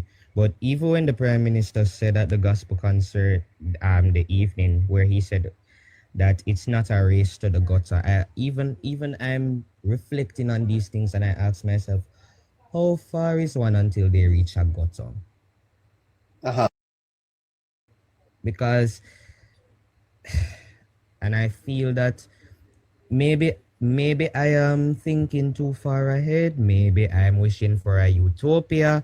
Maybe I'm just built different. I don't know, but common decency needs to reach some points. At some point. Yeah. The other thing need for reach. Yeah. That the supporters sometimes are not on the same page as the party leadership. Supporters. That too. And you can't even control how they behave. But you know, Tari, I came up on a live today, and I don't tell people how to run their programs, but my goodness, I tell you, supporters of Jamaica Labour Party, bad word, nastiness. Some of these lives that you're on, that they should behave better. How do you sit on a live and listen to them type of rudeness? Yeah. But listeners, all I'm saying is that I don't disagree with that within an election season or in politics you're gonna have to politic. I don't disagree. I'm just it goes to a point. And I think that to drive in it with the in the constituency with it, and to maybe playing the music fine, but as me say, it really just goes to a point. Politic, yes, but how far do you politic? That's the question I ask. It goes to a point. Like David is of victory. You're not going to find people supporting this. They have an election. No, too. I know, and I know we have an election to win. I agree we have an election to win. I don't disagree. After the election, you can talk about that. After the election. But as me say, no. Let's win this thing. Within the election, it is also important the image that we are presenting as well. All right, at 9:30, we're gonna have to go.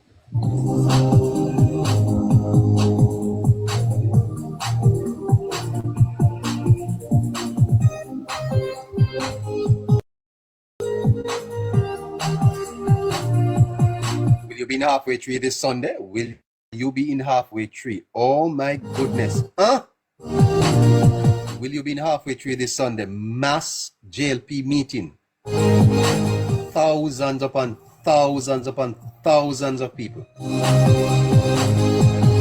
Oh my goodness. Malines Road. Constant Spring. Downtown Kingston, Washington Boulevard. Washington Gardens, Duhaney Park.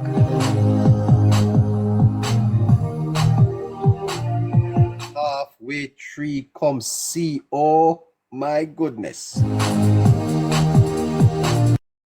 Chance, goodness gracious me. 6 Mile, where in Kingston are you? Goodness gracious me.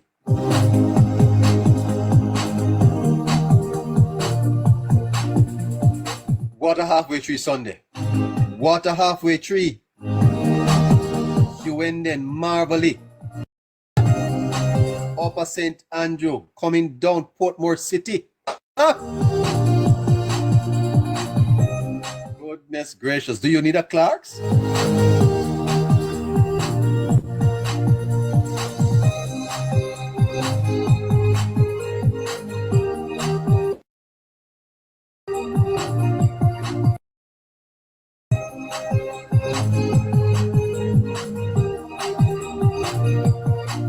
Call this number 876-329-3637.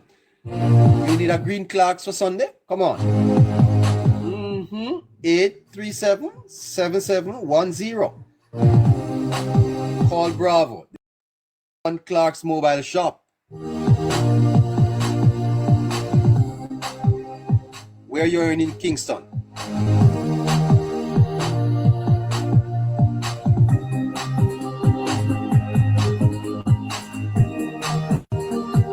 Hop, skip, and a jump, and you're in Trelawney. Come on.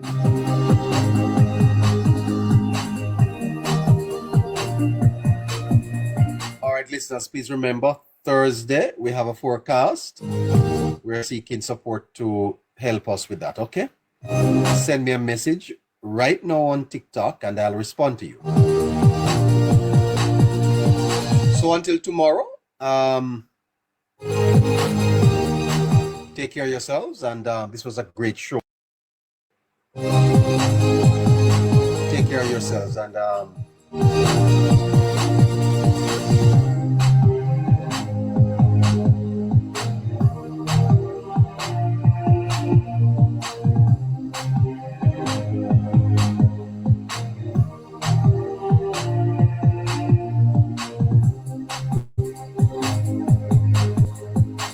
yes, I watch it because when Uncle Winston came in and the Olympic guy said, he said, wow, wow, hello neighbor, your live is currently sitting at 300 per. So I didn't realize that. I didn't realize that at all. Such is your star power. Yes, good energies attract good people. Oh, you're a celebrity. No, I'm not a celebrity. You're a celebrity? No, I'm just an undercover person in my house. Yes, that don't come out. Okay, well, why you not wanting the other the other members to talk to? Is there any one of them there online with you now? No, I don't know. Okay. I don't want them to talk. I would have to suppose the kids, the people are my university students. Uh-huh. I think Yes. Well, once we have you, we are good. So what is the purpose now of the group? Why have you formed it, and what do you hope to achieve? Okay, so the Labour Youth Movement is an independent arm like Young Jamaica of the Jamaica Labour Party. So you're not a part of the youth arm of the JLP? I joined it. You joined the youth? When did you join? Actually, I actually joined it last year. Last year in January, I signed up. When we had the before we had the local government election. Yes. And Yes. the local government election was the February of 2024. Yes. Okay. And what are the activism that you envision for this election? List. This is your list.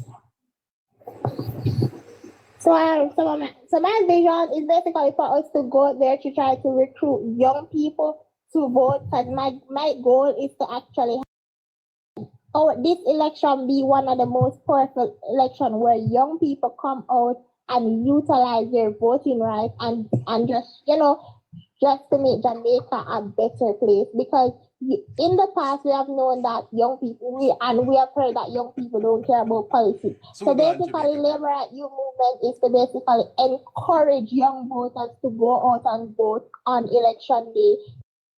Let's this year 2025 make history where we have the largest amount of young voters going out to vote this election, and not just the Yes, for and what not are they just voting this for? election, but What the are they Jamaica voting for? Labour Party. They're What are they voting voting for the for? development of their country and for the youth development. They're voting for what? They're voting for what? Hello, neighbor, you come like one PNP. You already know, if you're a JLP, you're supposed to know that what Andrew Holness has done. Well, I don't need to be explaining that over and over and What are they voting for? I'm asking you. No, me say that enough times. Gamble, I'm tired.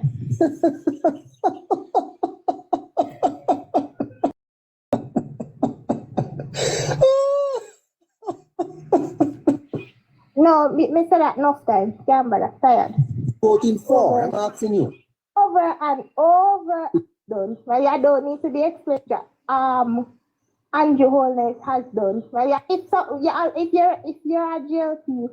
Sorry, they're voting for You what? come like hello neighbor, you come like one PNP. Already know, if you're a JLP, you're supposed to know that what Andrew Holness has done. Well, I don't need to be explaining that over and over and What are they voting for? I'm asking you. No, me say that enough times. Gamble, I'm tired.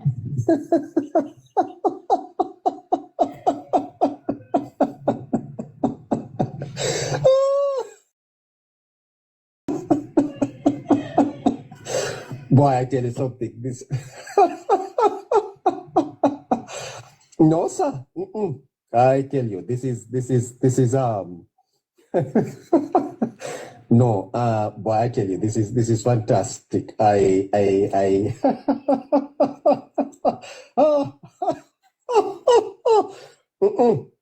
No, brother, I tell you, this is good. This is blockbusting stuff.